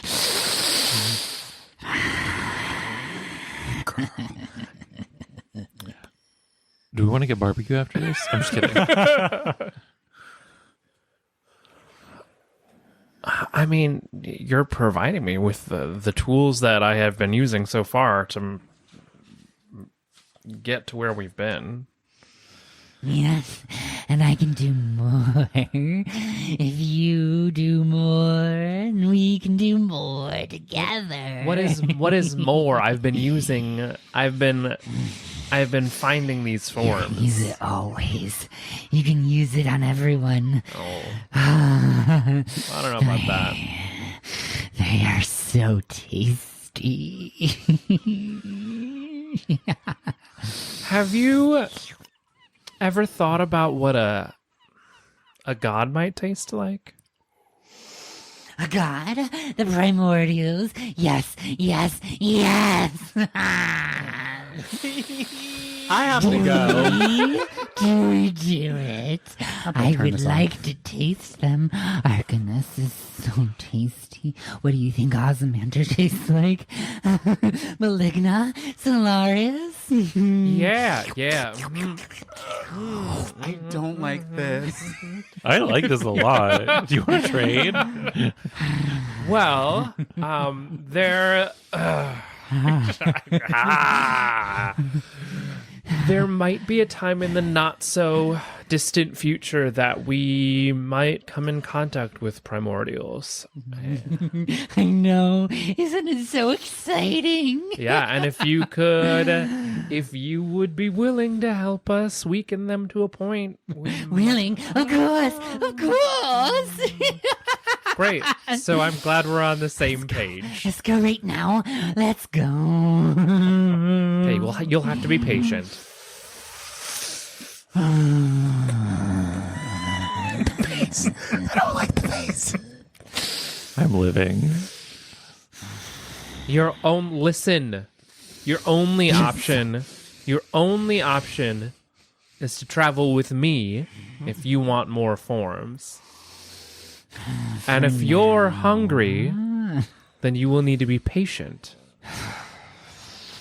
I will not consume everyone, but I will help you consume those who you might never get to taste. Your siblings and gods and such. How did that? I did get you a black dragon, so that's pretty cool. Should. Yes, you did indeed. And Gladys, she was probably tasted weird in a time kind of way. Gladys has been Timey-wimey bullshit. very fun to incorporate. There's so much experience brimming in that body. I have a question for you. How do you exist on a plane with your siblings? There are no planes here. Okay, fair enough. We are in the void, trapped for eternity, forever. Yeah. And I Could you- want out. Could you Me. Out. could you find one of your siblings in the void? Maybe. Specifically the director. I would like to. And could you overpower them? If you feed me more, I can get very powerful. All right. What would you need? More. Just mass, or is Just it more. specific? Okay. All of it. The more you can give me, the more powerful we become.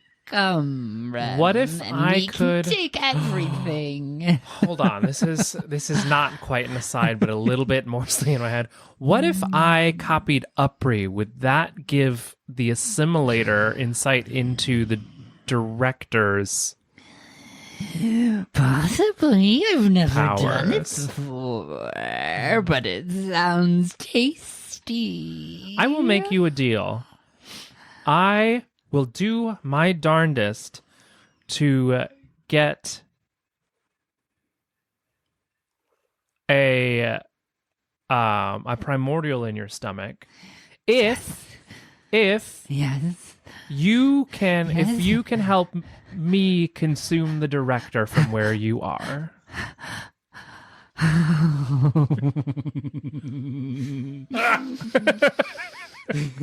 You better act, bitch.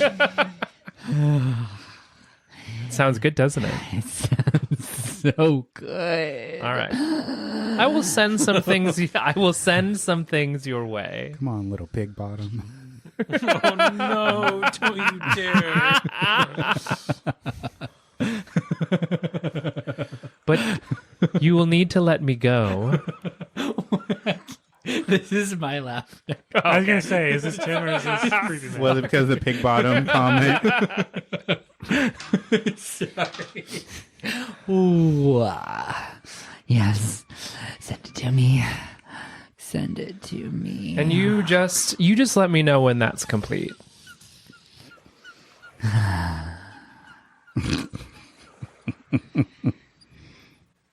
Lovely.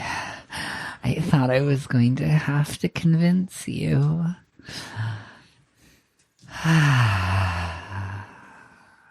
We're in this together, Ren. He did give me a ring, so. Anything else you would like to say? Nope, please let me out of this hellscape. And that's the last thing you hear them say. You drift off into a light dream before you wake up feeling uneasy on the beach.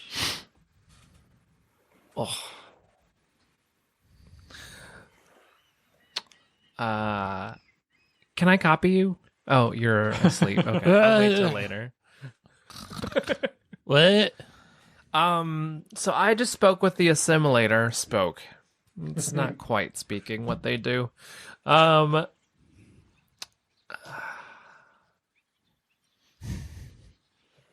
We might need a contained space for this, but if you could use one of the director's powers, and I would like to try and copy you during it.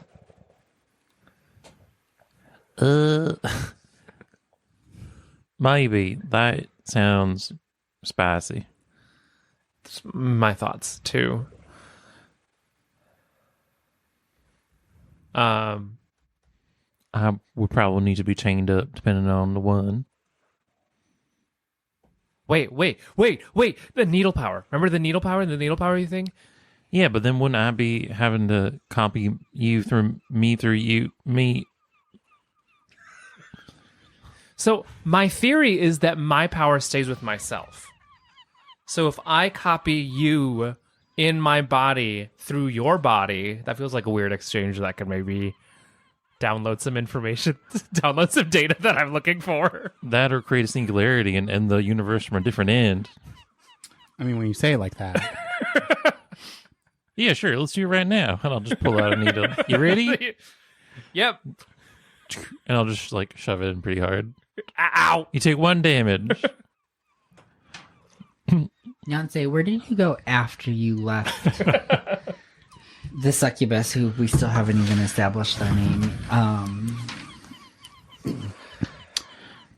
Honestly, I feel like I would just be walking on the piers. Okay. Just kind of clearing my head. Yeah, so at this point, you do now see them standing and doing something on the beach. Post-nap. You see me shove a sewing needle into Ren's hand. I'm running. What are you doing? So we switch places. if Dan consents, there's no roll, right? Correct. All right. So you go nowhere because you start unconscious in my body. So you just see upper collapse, and then I'm just like,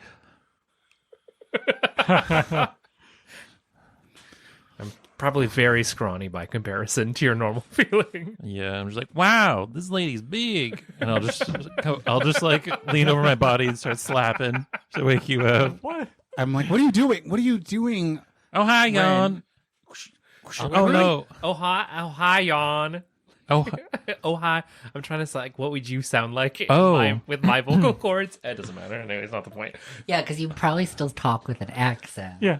oh hi, Jan. No, I don't know how to do. But I'll just wait. Oh. What the fuck is going on? Can you not put your arms down? No, they go down fine. I just can't raise them past my shoulders. That is a wild feeling. How do you reach things that are tall? I guess you're tall. I am so tall right now. Yeah. The worst is when you get a scratch in the middle of your back because your arms don't go behind you no more. Oh, yeah. You just have to find a tree. All right, can someone explain to me what the hell is happening?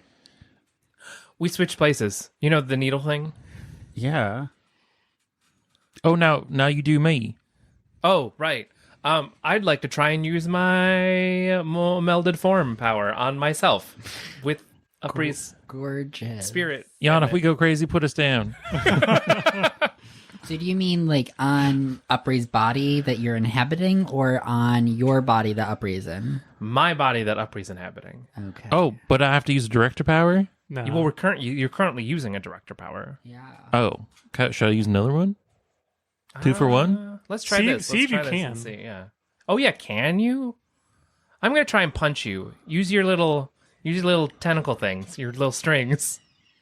Oh, okay. I'll try to make it a reroll. Okay. Yeah. Sure. Go for it. I rolled a 10, so I would have missed anyways. But is Upri able to string me? Yeah. All right. Cool. So you a 10. feel your body like jerked off in another direction. Oh, I bet so. oh my. Oh my.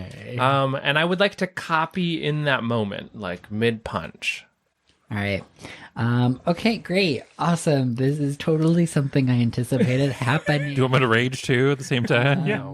No, not that. Well, one. you want to give a few things that he could potentially copy. So, over. what's interesting about this ability and copying Upri is that this is something that targets more innate abilities.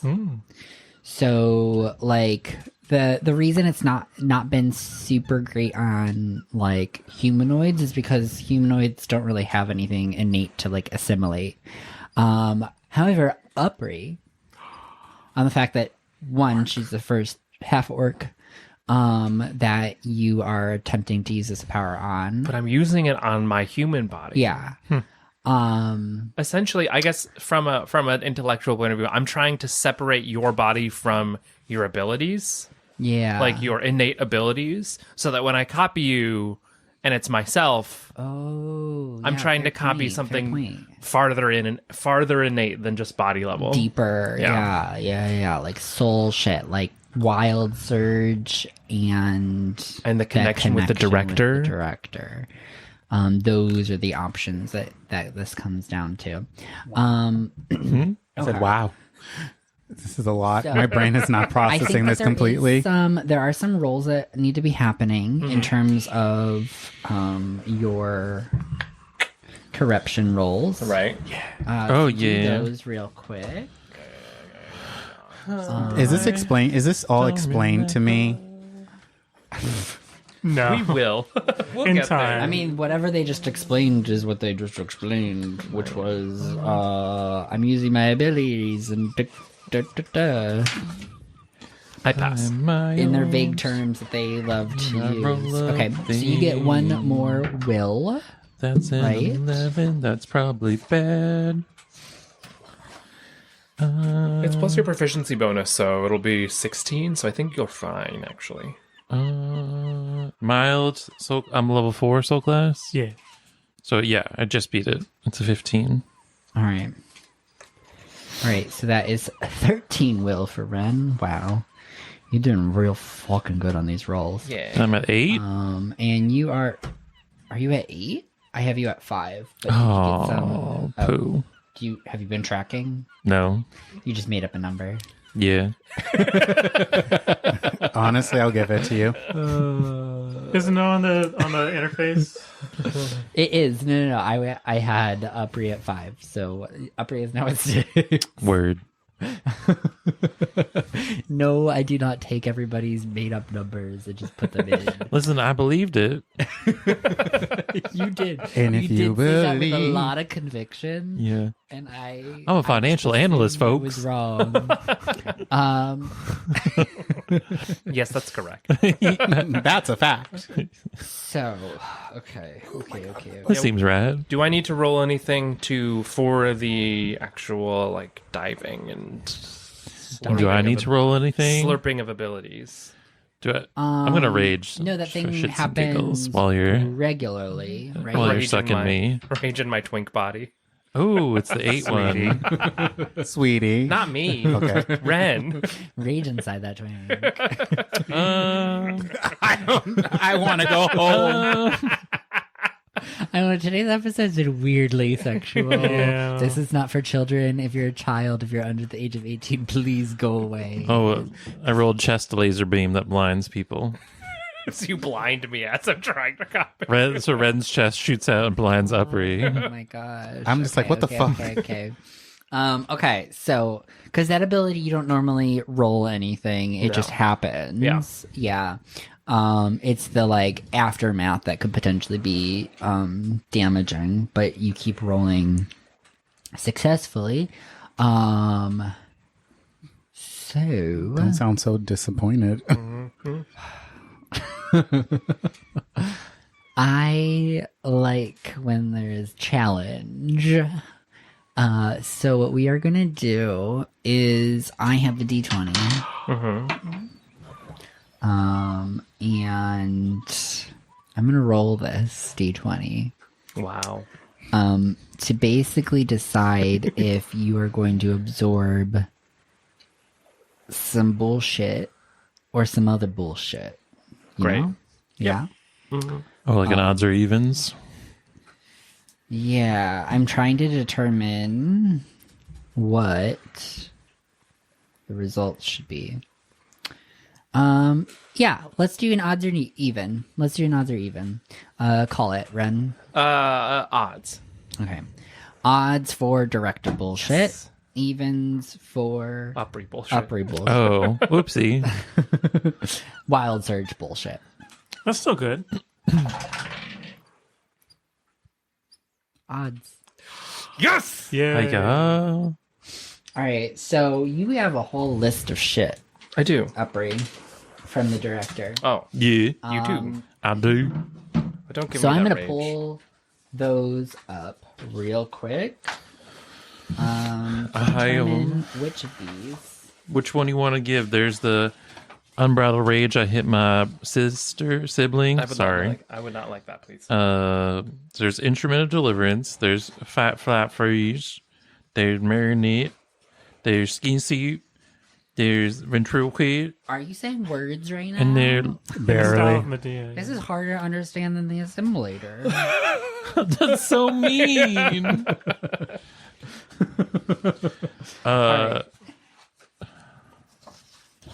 Okay. 1, 2, 3. Sorry. 1, 2, 3, 4, 5, 6, 7, 7. 8, 9, You got a 10, lot. 11. I don't have Okay. 7 abilities. There's some passive ones. Yeah. Oh. You have 11 things. Isn't there one where if you say the name of a musical, you get some sort of bonus? I'm going to roll a d12, and that's what's going to determine which I one think of that's these one you of get. those. I Okay? have 8. Okay. Yeah. What are the other ones? I think I have a copy here. 2. Fright, flight, or freeze spell. You project the feeling of panic into the sympathetic nervous system of your targets. Each creature in a 30-foot cone must succeed on a wisdom saving throw DC 14 or be compelled to react in one of the following ways. Right? Am I reading the right one? Yes, Yeah. I am. 1. The creature is frightened and releases that energy by screaming and shaking, causing disadvantage on any attack for the duration. If the creature lands an attack on you or any of your companions, the spell ends for that creature. 2. The creature is paralyzed with fear for the duration. If an attack is made on the creature by you or any of your companions, the spell ends for that creature. 3. The creature is frightened and must take the dash action to move away from you by the safest available route on each of its turns unless there is nowhere to move. If the creature ends its turn in a location where it doesn't have line of sight of you, the creature can make a wisdom saving throw. On a successful save, the spell ends for that creature. So basically, you just have a frightening aura. Oh, you've got an extra one? Yeah. Cool. Excellent. Cool. I think that worked. Gorgeous. So yeah, it did tap into the channel a little bit. Can y'all switch back bodies Yeah, now? cool. Yeah, I'm done here. Fuck, I forget how, and I punch you in Ren's body. What's your unarmed attack? What's my unarmed attack? I think a minimum 1, right? It's an unarmed minimum, or can it be 0? No, it can be 0. What's your strength? It's Minus 8. 1. It's -1. Oh, so you do no damage. I slap you. Damn, how do you open pickle jars? What the fuck? I just hit him in like special spots. Like if you were to hit me here and I point to like that's where my liver. That's where I guess. Oh, that's where your liver people. is. I was like, where are you hitting a pickle jar to get it to open? Yeah. Yeah, but if you were to like punch like really precisely right here, you could do a lot of damage. Just. I won't do But it. this is your body. Yeah, I almost did it. Do we switch back? How do we switch back?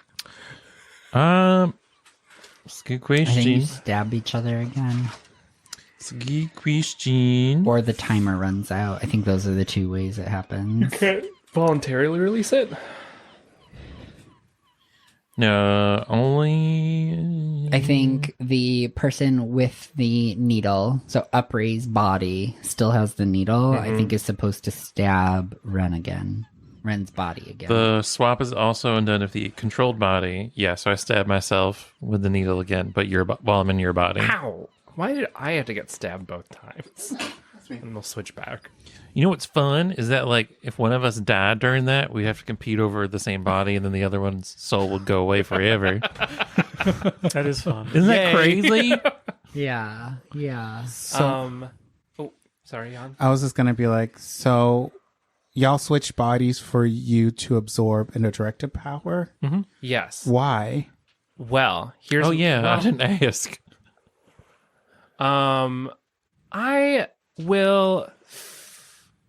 I want to get to a place where I'm sure that nobody's listening in, and I don't know how to do that per se. Don't we have hive mind? A lead box. Can you write on a piece of paper? Yeah, but like, can the assimilator see through my eyes to see what I'm writing? Like, do we know? Have we like gotten an inkling into that sort of thing? Like, what sort of viewpoint they have of our lives? Because they know things about us. Like, weirdly know things about us. They do know lots of things about you. And they seem to always know what you're up to. Okay, I'll just come right out and say it.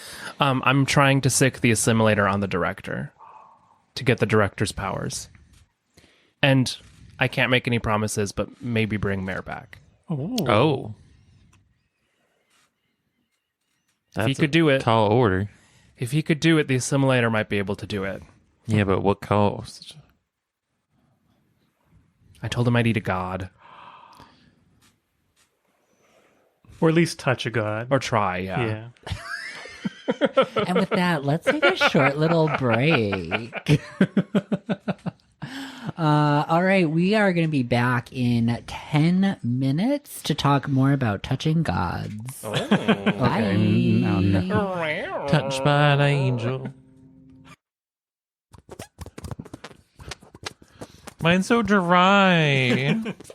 It's not a skill that I use right What is going on? Making my way downtown, walking Hi, fast, listeners. faces We're past back my whole from our bound. break. We were hand farting for those who are listening For in the those post. of you who could not tell podcast. from those shitty ass hand farts. Whoa, that was very rude. All right, well, let's hear They're your also hand fart. Airy. Some farts are airy. Some of us don't have clammy ass hands, bitch. Get them. Roll for damage, bitch. It's psychic. I do have clammy ass hands. They're so wet all the time. Handshakes are the worst. Way to make it about you. Wow.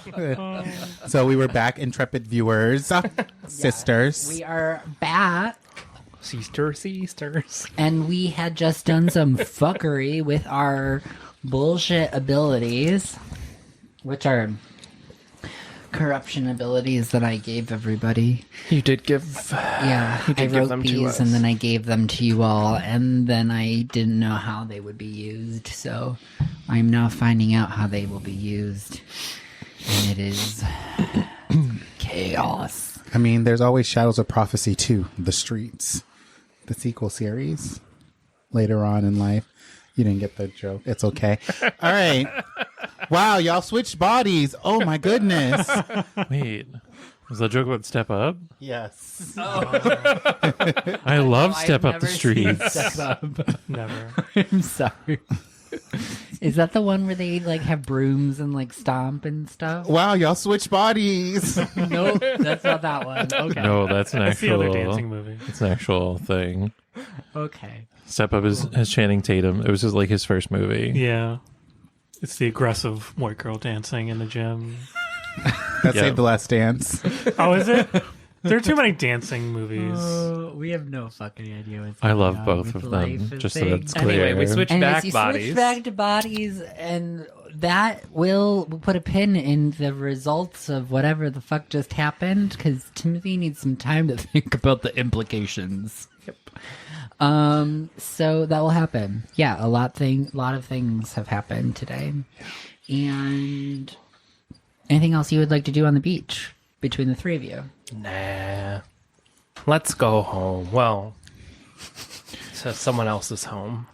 I'm going to tell them I kind of broke up with a succubus today. Whoa. I didn't even know I was dating. But cool. I think they imbued me with something.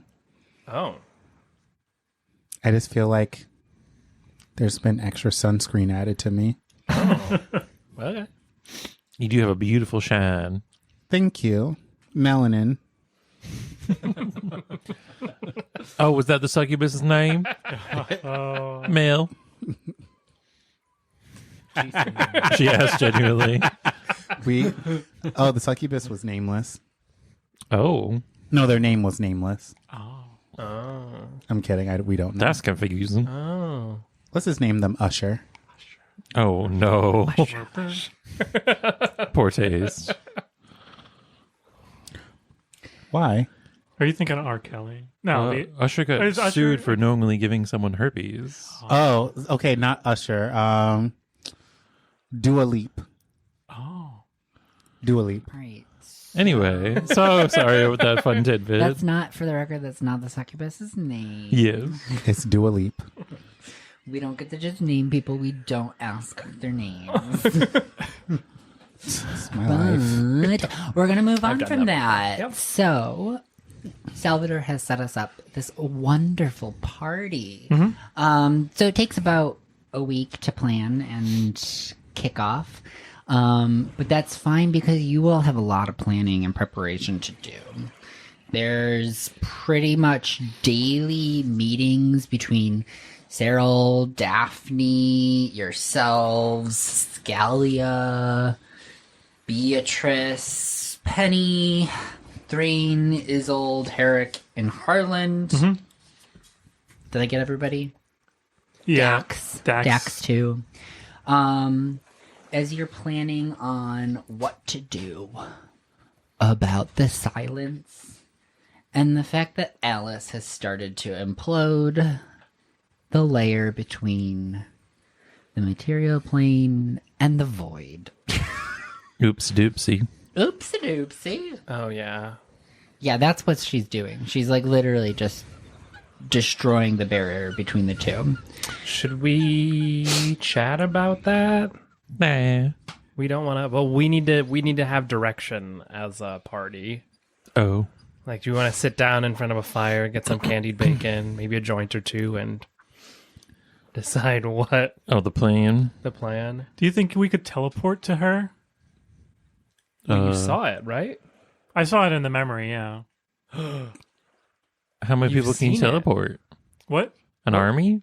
Just ourselves. Up to me and 8 people. Oh, there was lots. Yeah. So us and our 5 closest friends. Maybe we find someone that can work some gate magic. Bring them with us. Open a gate between hither, thither, here and there. As I'm sitting on the chair that I sat on days prior, eating candy bacon, and we're like, we can't just grab her, teleport her back, and try to.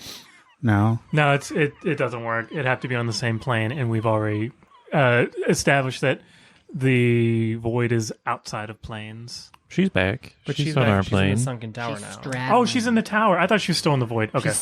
She's in the sunken tower, straddling the void Gotcha. and the material plane. Straddle. Slut. She is technically in both places. Oh, What will happen if we just grab her from this place? That would have to break the connection, at least temporarily. I mean, what if we just kill her? That's what I was thinking. That still leaves the problem of Ozymandiar wanting to wake up. Yeah, but Arcanist. one less problem. I guess that's true. But it also sounds like, adding on to this, we have to deal with Maligna and Solaris.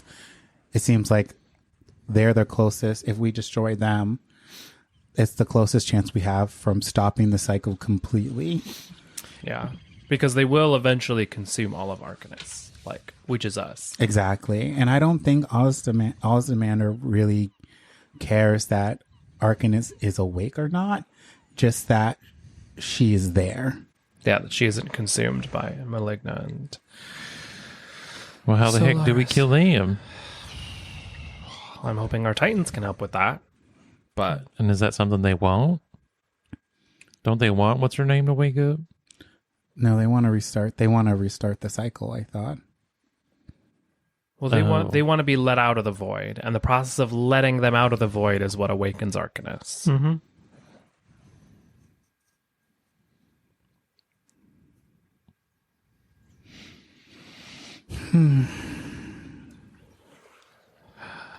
I don't know how we get there, but I don't know if any other option feels right.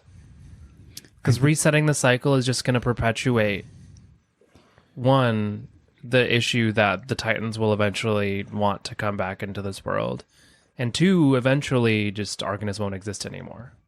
And what if we make the same deal Freya did? Well, that's continuing the cycle. Oh. That still leaves Solaris and Maligna out there to consume reality. It seems like we either end the cycle. It seems like there's multiple cycles. No, hold on. I'm going to backtrack.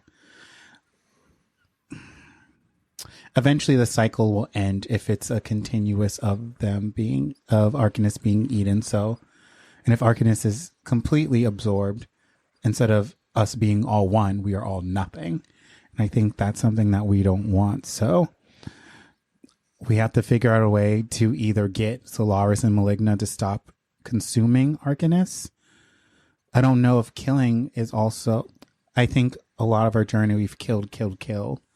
And maybe killing isn't what the goal is here. Maybe the goal is just understanding. Thank you for paying attention. That's inspiration. What do you have, 7 now? I have 3. Yeah. I think, but to kind of go off of what I was saying, it seems like this entire journey, we've been so binary with it, kill or be killed. And maybe there's a way where everyone is at least not happy, but content in what's happening. So, go ahead. I'll say that's a really good point. We still need to find a. I don't think we can't confront Maligna and Solaris. Like, we need to confront them, whether that's in some sort of diplomatic way or a violent way, a combat kind of way. But we need to get to them and talk to them somehow. That's the only way that they're going to stop consuming And I think darkness. I think the way we do that is we do have a battle coming up. I think that is inevitable. That's the one thing that we cannot stop. But maybe we use that battle to figure out a way to get all these people, or not people, all these entities to at least agree, because this feels like one big sibling squabble. That's a good point. Just have an intervention. Get them all in one room, have an intervention. Exactly. And maybe in that we can figure out a way to allow the Titans out of the void without them hurting anyone when they're out of the void. Maybe turning them into people. I don't know. Hilarious. I would love that. That'd be great if we could do that. I mean, Alice is obviously the most pressing problem. She is the most active threat to our existence.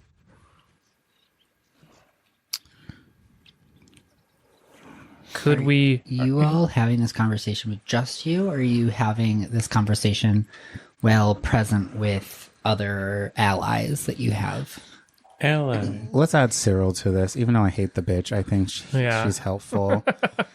I think it's a round table. I think we have a round table. As the months are happening. I wasn't sure if you were doing this at your like round table situations, or if you wanted to intentionally pull each other aside to have this conversation outside of your shot of other people. I think Cyril, Daphne, maybe someone from the Secret Secretary Society. I don't quite know if I trust the people who we recruited at the Masquerade's intentions yet. Okay. What about Gladys? She's not here. Yeah, Gladys Gladys bounced. Can we just call? I mean, she's a time witch. If we just call her name, Yeah, we just yell her name into the... Gladys. And Say she your name pops 3 in, times she's in like, a mirror. I brought popcorn. Do we have a plan for... How confident do you feel about getting us to the Sunken Tower? Oh, I can do that. Okay. Assuming that I feel like we saw it in that group vision with Daphne, so that should be pretty simple. Okay.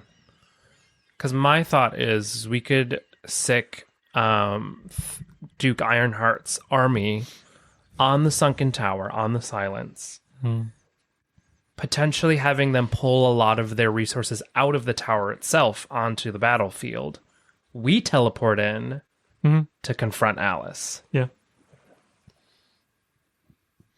I think the goal, as long as we can distract Alice or distract whoever long enough to figure out how to save this world. Yeah. Can we have Daphne keep tabs on the tower so we get like a daily update? Yes, you can Okay. have Daphne keep tabs on the tower.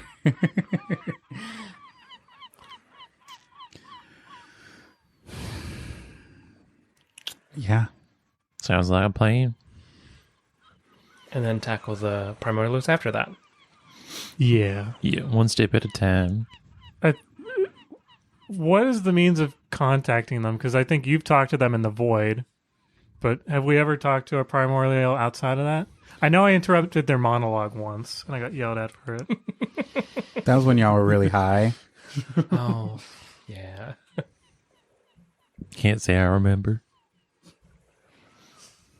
I guess I would think that having Alice having that portal to the void open is probably the only chance we'd get to like yell something to them if we wanted to either call out Maligna or Solaris and get them to put their face to the hole. Well, are those people in the void? Isn't Razrath and Titans just in the void?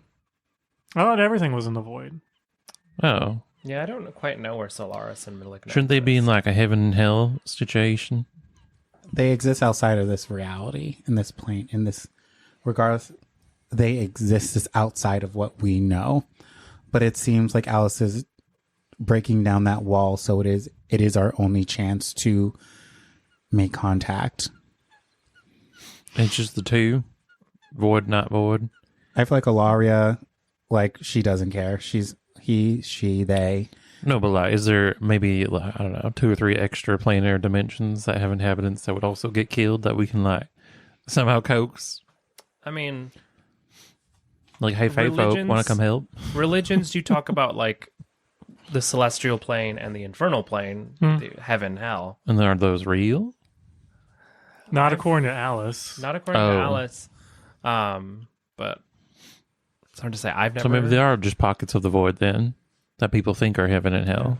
That could just be where Maligna and Solaris Ooh. Their own reside. little oases. I'm being passed a note. Looks like a novel. Please move your car. It is double parked. Okay, I'll be right back. Oh, I get new powers. Yeah. That's what this is. Yeah, you finally had your conversation. Right. Just a reminder, everybody has already gotten this. I'm left out. Where are my new Friends is powers? not special. I didn't get new wounds. All right, so the plan is send in the army And then tie up Alice. and try to get to the Alice. All right. Yeah, so we can work with that. So over the week that leads up to the party, you have your regular round table with all of the people that you saved and made deals with. So Thrain, Ironheart, and Percy are really going to be working closely with each other. So they're going to go back to their homelands in order to rally up the troops and then also to fund this Inquisition. Lady Harland has entered a quid pro quo arrangement with you around secrets. So a little bit more difficult to navigate. However, you did also save her life after that deal. So she's become a little bit more liberal with the secrets that she is able or willing to part with. She also is connected with Aquila. Aquila has had a spy network set up. So you were able to connect her with Aquila to feed her the secrets that she was looking for and also to help infiltrate the Silence. I have a secondary ask for her. Yeah. And somebody tell me if you think there's better options. But I would like to have her try and destabilize the business ventures of Preya and the Order of Preya and Pudicum. Okay. So destroy religion. Divest from Preya and Perdicia. Exactly.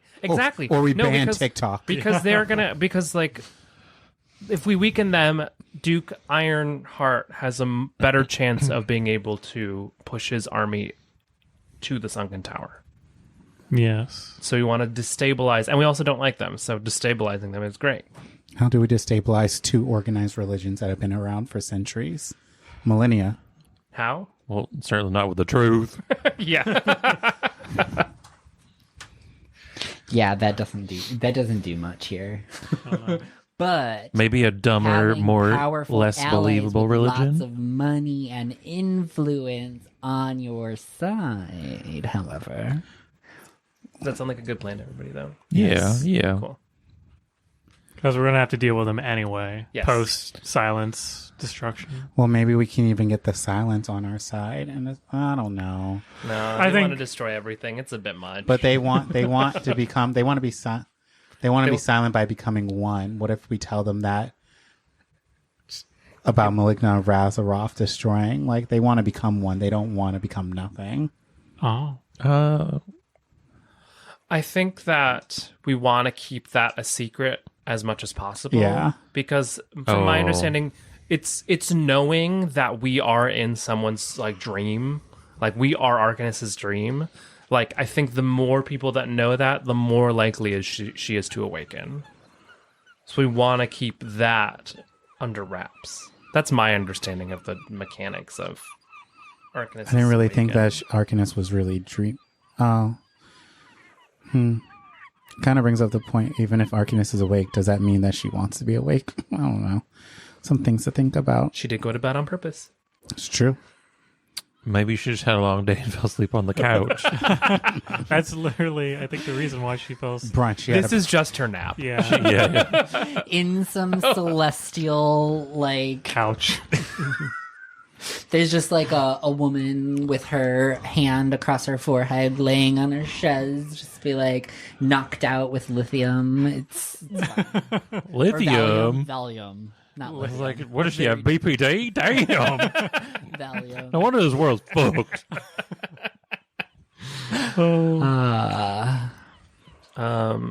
But yeah, I had another thought. Is it if I talk to Isolde, what is the extent of lucid dreaming? Like, I'm only in the realm of the dreamer, or is that an avenue that I could talk to something from beyond?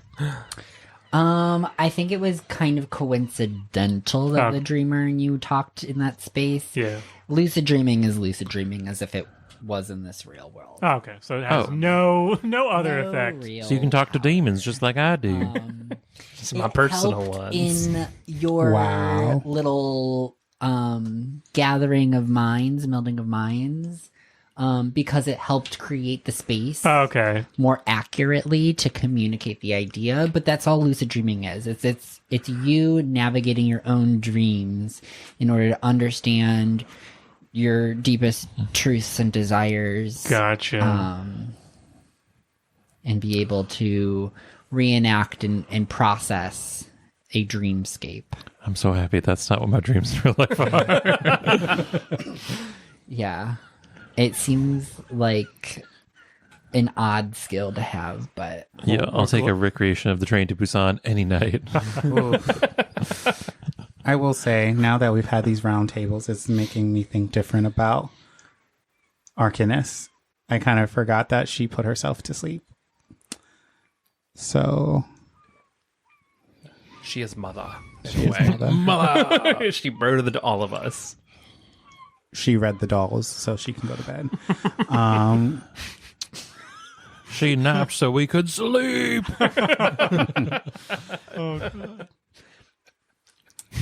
yeah. All right.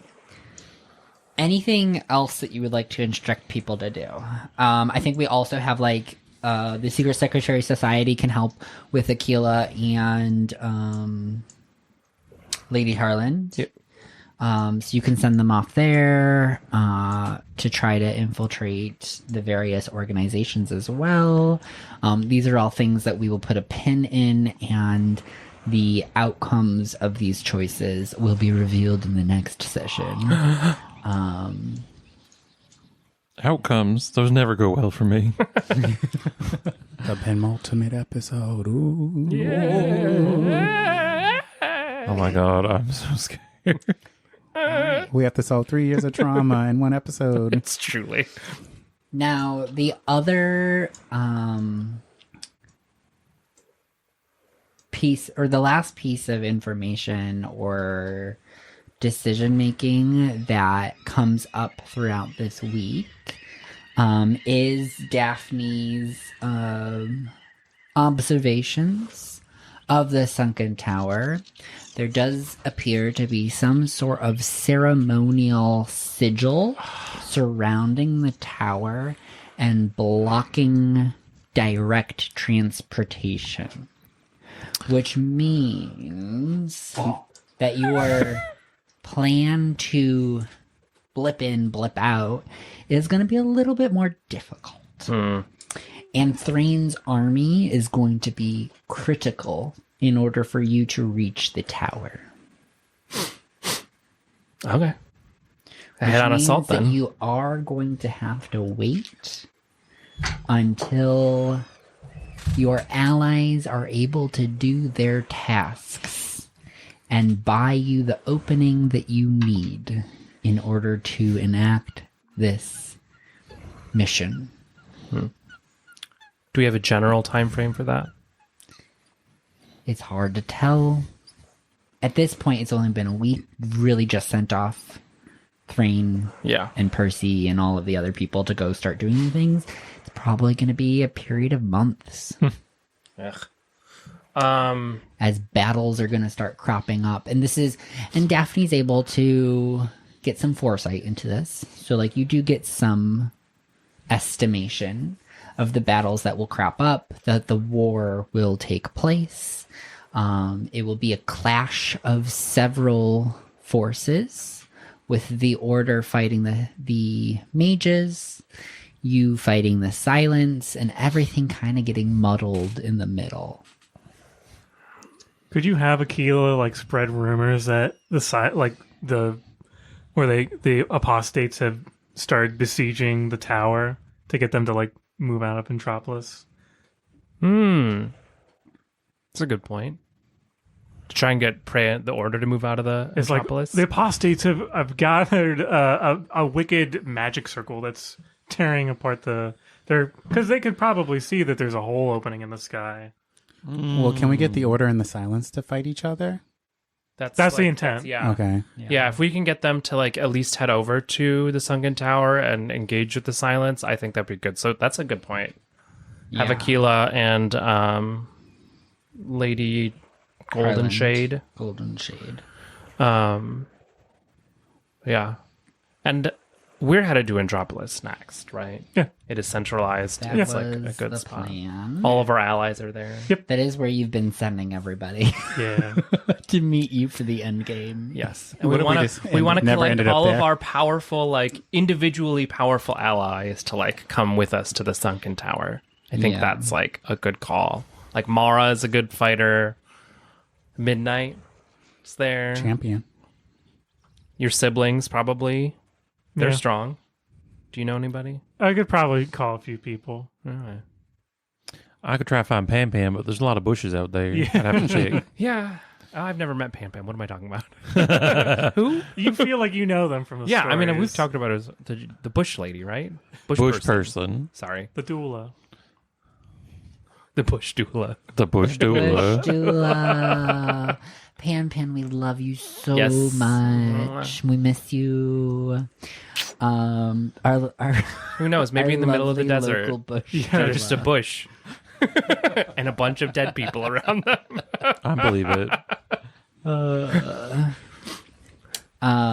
Gorgeous. So, when you are trying to get the Order to go to the tower, are you instructing Thrain to have the Inquisition army attempt to work alongside the Order, in secret of the Order? Like, what is the plan there, the tactics around how to navigate that?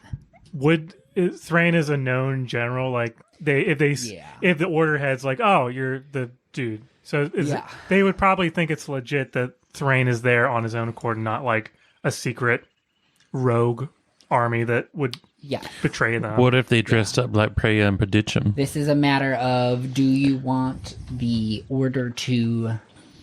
Do you want to risk the Order co-opting Thrain's army? Because it is one-on-one, you can have conversations with people, but once you have an entire force of lots and lots of people, things get confusing and muddled, and not everybody's being told the full story. Or, honestly, in this case, the Inquisition's probably not being told the full story. Yeah. They're probably being told some sort of figment of reality that you need to be able to point in the right direction. And so getting swept up with the Order does come with its own complications, I don't think we should. but does get them into the Silence real fucking quick. Because then they're working along, like, together. I feel like once the Order gets there, they're going to be tempted, and it's just going to be holy power that's also super corrupt. So maybe better not. Yeah, I'm worried that Thrain is a bit too manipulatable. Because He was pretty easy. he bent the knee real quick to you. I mean, all he cares about is winning. He doesn't. I don't think it matters what that winning means as long as he Yeah, wins. so I'm worried that if he allies himself with the Order of Prey and Pedicum, it's going to be the Order's goals that are going to take precedence. Does that make sense? Like, he's going to align his goals with the Order's goals, and then potentially have another theocracy on our hand. Or a bolder theocracy. Yeah. So no, I more imagine this like the Battle of Three Armies in The Hobbit, where they like all three armies are like meh together at once. They're all killing each other. Never seen it. Well, it's okay. It's not great. Oh, like Helm of Two Deeps or whatever? Yeah, Helm of Two Deeps, yeah. Yeah. Helm of Two Deep. Yeah. So no. No, Okay. never mind. So Daphne's able to provide some insights to the potential outcomes of these decisions.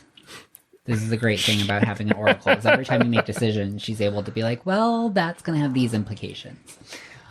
So she's able to explain that by keeping them as separate forces, aiming for the silence in the sunken tower means that the trajectory of the order will be a zigzag through the countryside towards the tower that targets apostate mages along the way. Thrain's army is going to try to take a more direct route towards the sunken tower and meet the silence with force. So Thrain would get there first because the Jesus people are too busy crucifying. Basically, Yeah. they're going on a crusade. Yeah. No way. Yeah. Well, hopefully we can destabilize them enough that their like morale is weakened when they like get there, so they're less likely to put up a fight. That's what Akila's up to, hopefully. Yeah. Hopefully she's been doing it this whole time. Looks at DM. We're gonna like really pull things. So we've been focused so much on like the immediate and like interpersonal direct actions that you have all had, and we are now zooming out pretty far, and now you all are like shifting your focus to how this plays on the global scale. Yeah. This would have been a really wild fourth season that we're gonna do in like the next half hour. All right, so that's the trajectory that you put everybody on, but we have a party. We have a party to Where? attend. Oh. A different party. In Not the party in one- town. Hopefully better than the last Whoa, party that you we're went. zooming way back in. Yeah. So whoop, and then zoom right back in.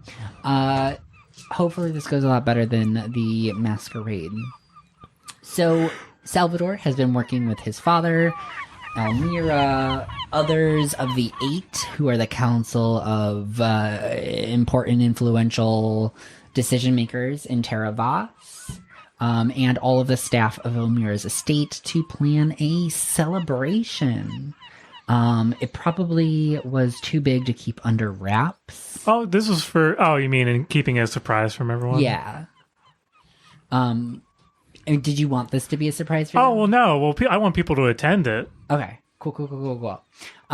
So basically it's been this like whole thing that for like the last week they put out flyers for this giant block party that's gonna have a bouncy house and all of these attractions and paddle boats and potluck and catering, all sorts of things, games and a big cake that is there a baker? I can't remember if there was a baker. There's got to be a baker in town. I mean, yes, but I wasn't sure if they were in the Oh no. the 8. No, they're not one of the 8s. I mean, there's Larissa Crum who deals with spices, but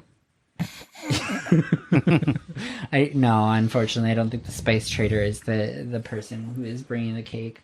But yeah, so that excitement has been buzzing in the background as you all are having these very difficult, stern, stressful planning sessions day after day after day after day, and it's really starting to wear you thin.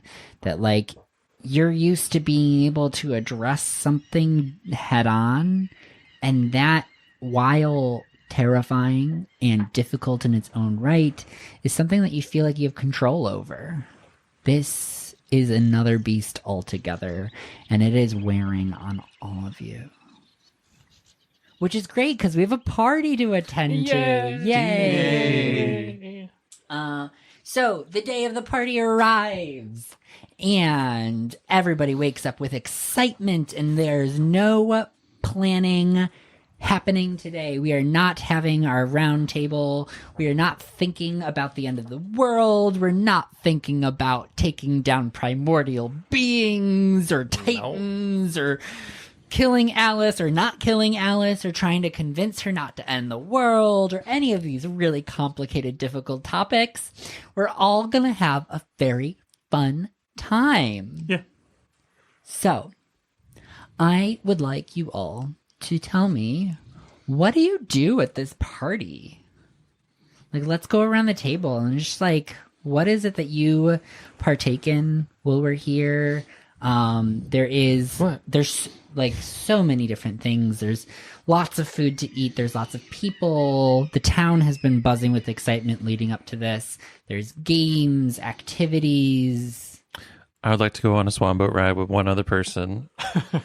And it doesn't matter who, because they'll be up in the air and I'll be like down in the water. Yeah. That's it. That's all I want to do. Well, you spend your day on a swan boat.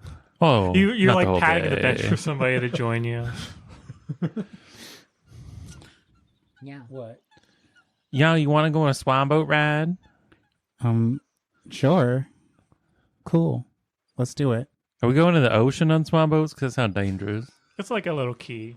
Are there It's like a waves? little key, yeah. We capsize. Light waves. Light waves. It's a relatively protected area from like the ocean.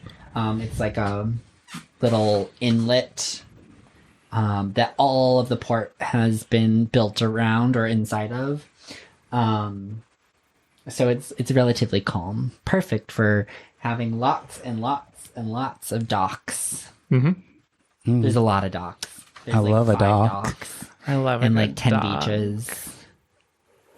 So, what is Yonsei doing besides the swan boat ride with their sister? I think I'm actually socializing with the people in town and like eating food and really trying to understand and recognize what I'm fighting for, who I'm fighting for. So I'm being more social than I normally am. Lots of food, lots of getting to know people or Yeah. understanding people. It's a nice little pause from the last month of travel and adventure. Mm-hmm. Being reminded that the people are here and they have their lives. There are ups and there are downs. But at the end of the day, they have a life. They have people they love and care for. They have things that bring them comfort, things that bring them sadness. They play, they laugh, they eat, they fall in love, they fall out of love. Is the succubus there? Does the succubus come to the party? The succubus will give Yonsei space. Oh. Are you sure they're queer? Mood. No, they show up with a U-Haul the next day. I'm like, I don't I know live you here. said no, but I packed all of my things. It's just here in this truck for like whenever. I don't Like even live here. whenever. Well, it's got wheels, so it can go anywhere we need to. You hauled to the Airbnb you're staying in. No. They make mistakes. No. No. They say, I'm sorry. People. Ugh. So many Gives me the ick. emotions. Apologizing. Get out of here. They struggle. They face challenges. Wait, we still talking about the townsfolk? Yeah. They fail. They Oh. overcome. I don't know. Upri resents them all if that's what they're doing. She's going to go drink somberly in a corner somewhere and glare at everyone that comes near her. It's not fair. Fuck them. Why is it not fair? That all of... Oh, we having a conversation? Yeah, I walk You're up. in the swamp. I mean... I don't know. Why us? Why do they just get to live their lives and do fucking nothing? Honestly, it's the luck of the draw. It's unfortunate that we have had to bear all of this. It sucks. It fucking sucks. But there's nothing we can do about that. We can't just give up. We just can't do nothing. We just can't resent them for something they don't know that we're doing. It's not their fault. But you're I feeling, guess that's true. yeah. Doesn't mean I have to be nice to them. You sure don't. Want to go bully somebody? No. Oh. But at least understand that most of these people, 99.99% of the world does not understand what is happening right now and why we are doing what we need to do. So even on this day, let's just have fun. Even though the world may end, it's not because of them. I guess that's true. I It's want what- to give you both inspiration for that scene. That was amazing. Thank you. I'm just going to say last week I was told I was hoarding. You're gonna start using that. Yeah. Well, we've barely rolled this episode, which Yeah. is fine.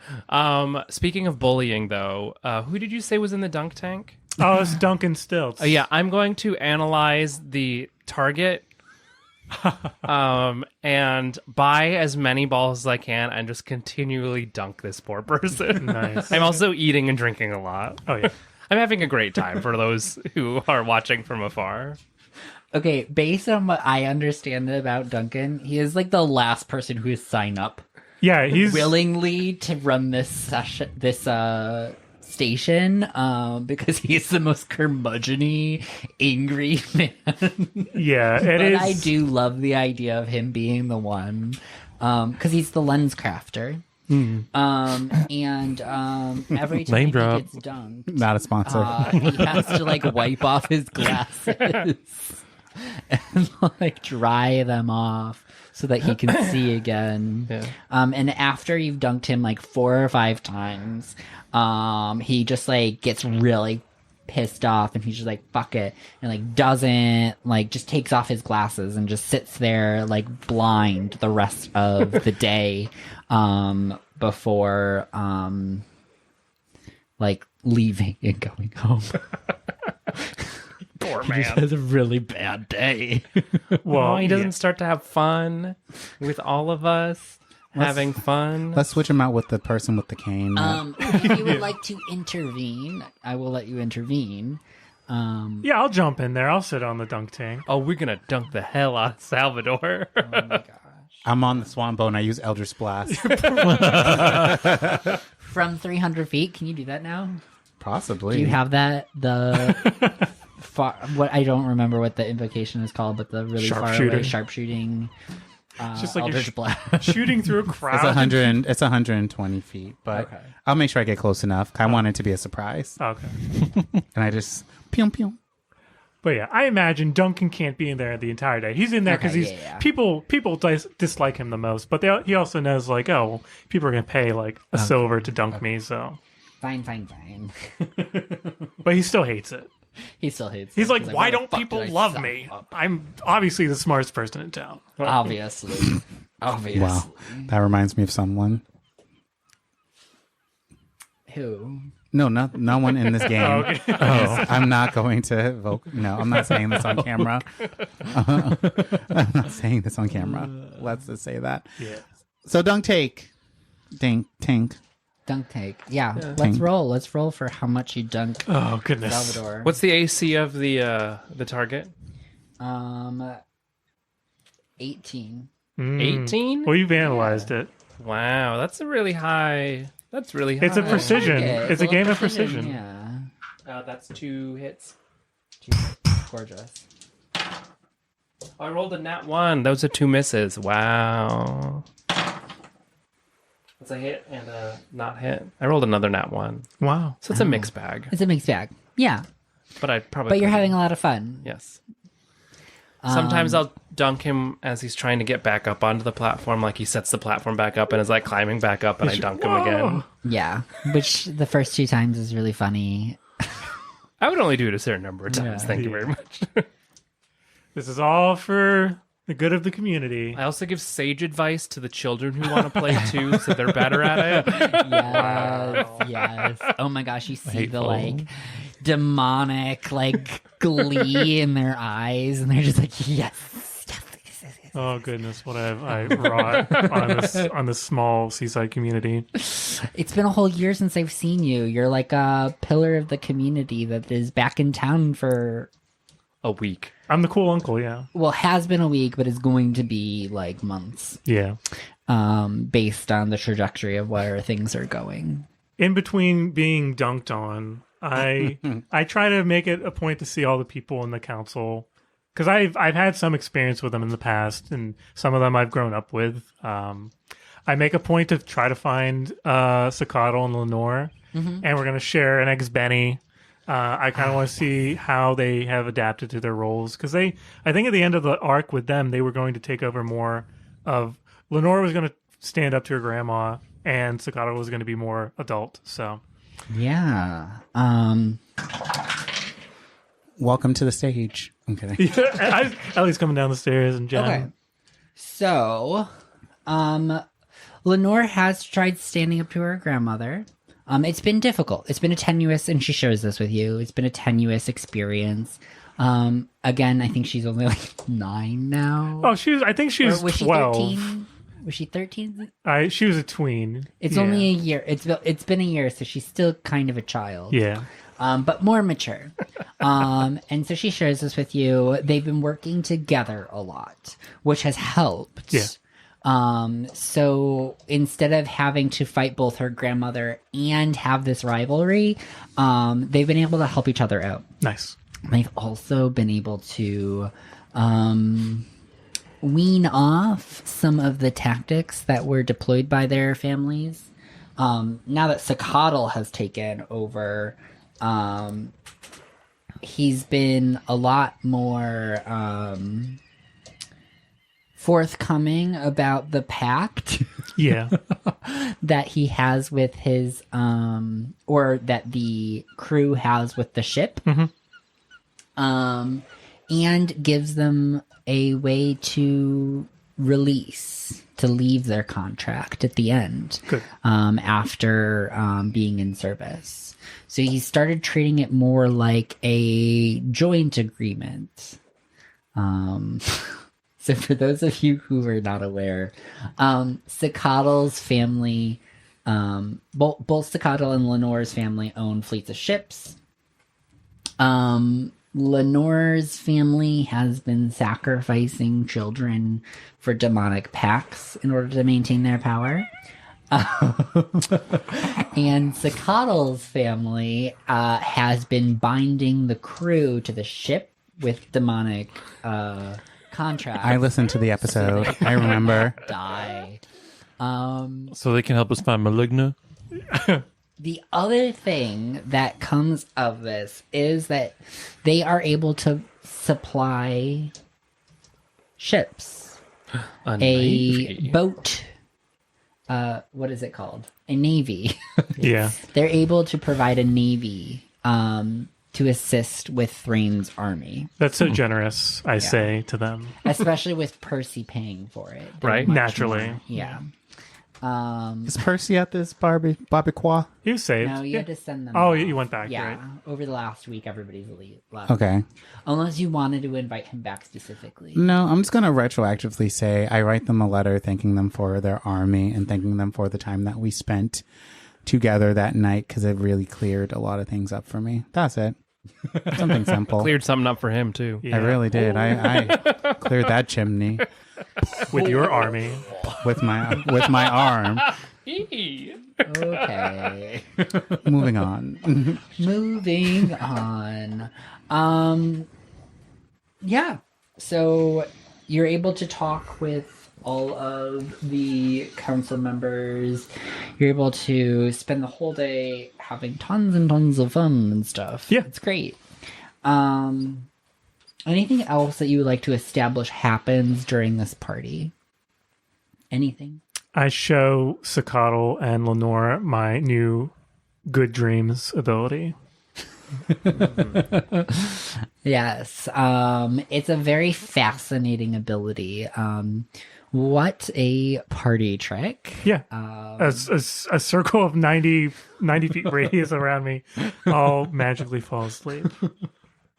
Yes. And wake up pleasantly relaxed and rested, and ready to go have a second go at the potluck. And the dunk tank, because now they have Oh, advantage yeah. on their throw.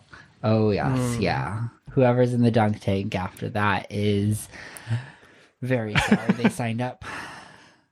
Would I even like fall in? How deep is the water? That's a good point. You just fall I down just and you're land on my standing in your feet. waist. Yeah. It's like waist height, and then you just climb back up.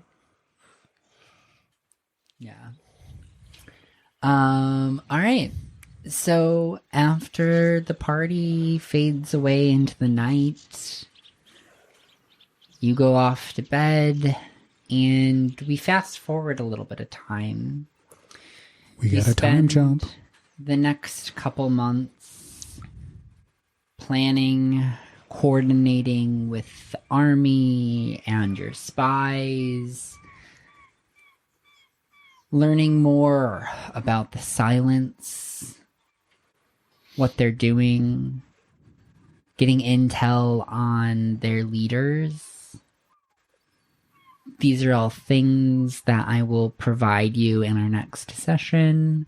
We won't cover them now, but you spend the next couple months doing this, getting ready for your eventual trip. You do think that you can still teleport there, it just won't be directly on the tower. Yep. There will be a perimeter. A small Strack team. Correct. This is what we're setting up. It's 8 total, right? Yeah, 8 plus me. Okay. However, So 9 total. Yeah. things begin to change during this time.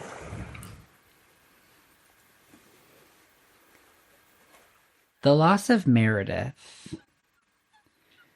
was just the first crack in the dam. A foreboding sign for the trials to come.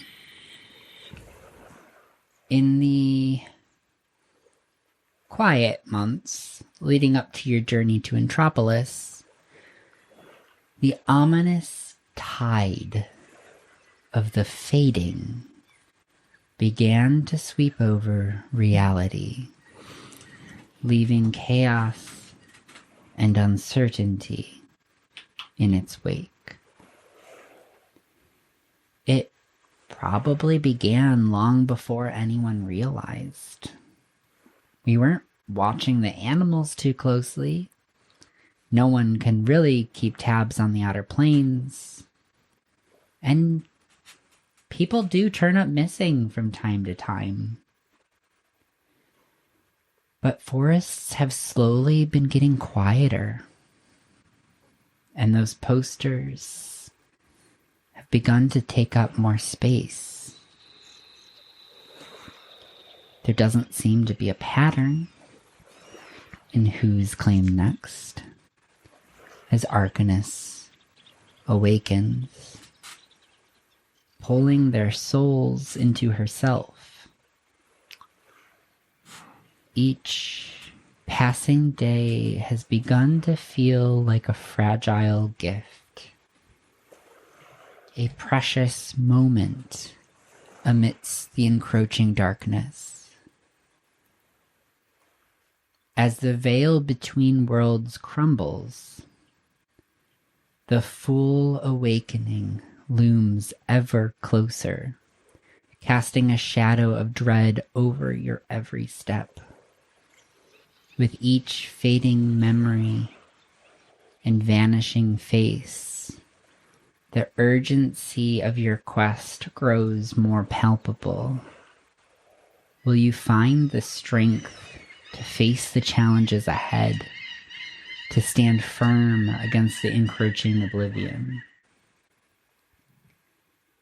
The sunken tower awaits, a beacon of peril on the horizon. With reality itself hanging in the balance, the time has come to muster your courage and confront the silence, to stop Alice spiraling us all towards oblivion. Will you gather your resolve in time? Will you build up your strength enough to break through the battalions defending their prophet? Enough to take down the primordials? And what will you even say to her when you arrive? Will your words be enough to pierce the veil of her despair? To halt her descent into madness? And with that, we're going to end today's episode. Yay! That was sponsy. Yeah, it was. Yeah. Dear intrepid listeners, as we close the curtain on the latest chapter of Shadows of Prophecy, we bid you farewell from the mysterious tapestry of our cosmic tale. Remember, the darkness never sleeps, but our doors are always open for those brave enough to explore. We couldn't do it without your support. A special thank you to our generous patrons, JayCeeAitch, Chris B, and Maggie Z, whose unwavering support keeps the candles burning bright here at Goblin Forge. Before we bid you farewell, remember to like, follow, and subscribe to stay updated on our future journeys into the unknown. This playcast is a Goblin Forge production. If you enjoyed what you experienced today, follow us on Instagram at goblin_forge_TTRPG, at goblin_forge on TikTok, or join our Discord community. And if you haven't already, be sure to share the mysteries of Shadows of Prophecy with your friends and fellow seekers of the supernatural. Until we meet again, may the mysteries of this world continue to intrigue your mind and awaken your sense of wonder. Stay curious, stay daring, and always embrace the darkness. Bye! Bye!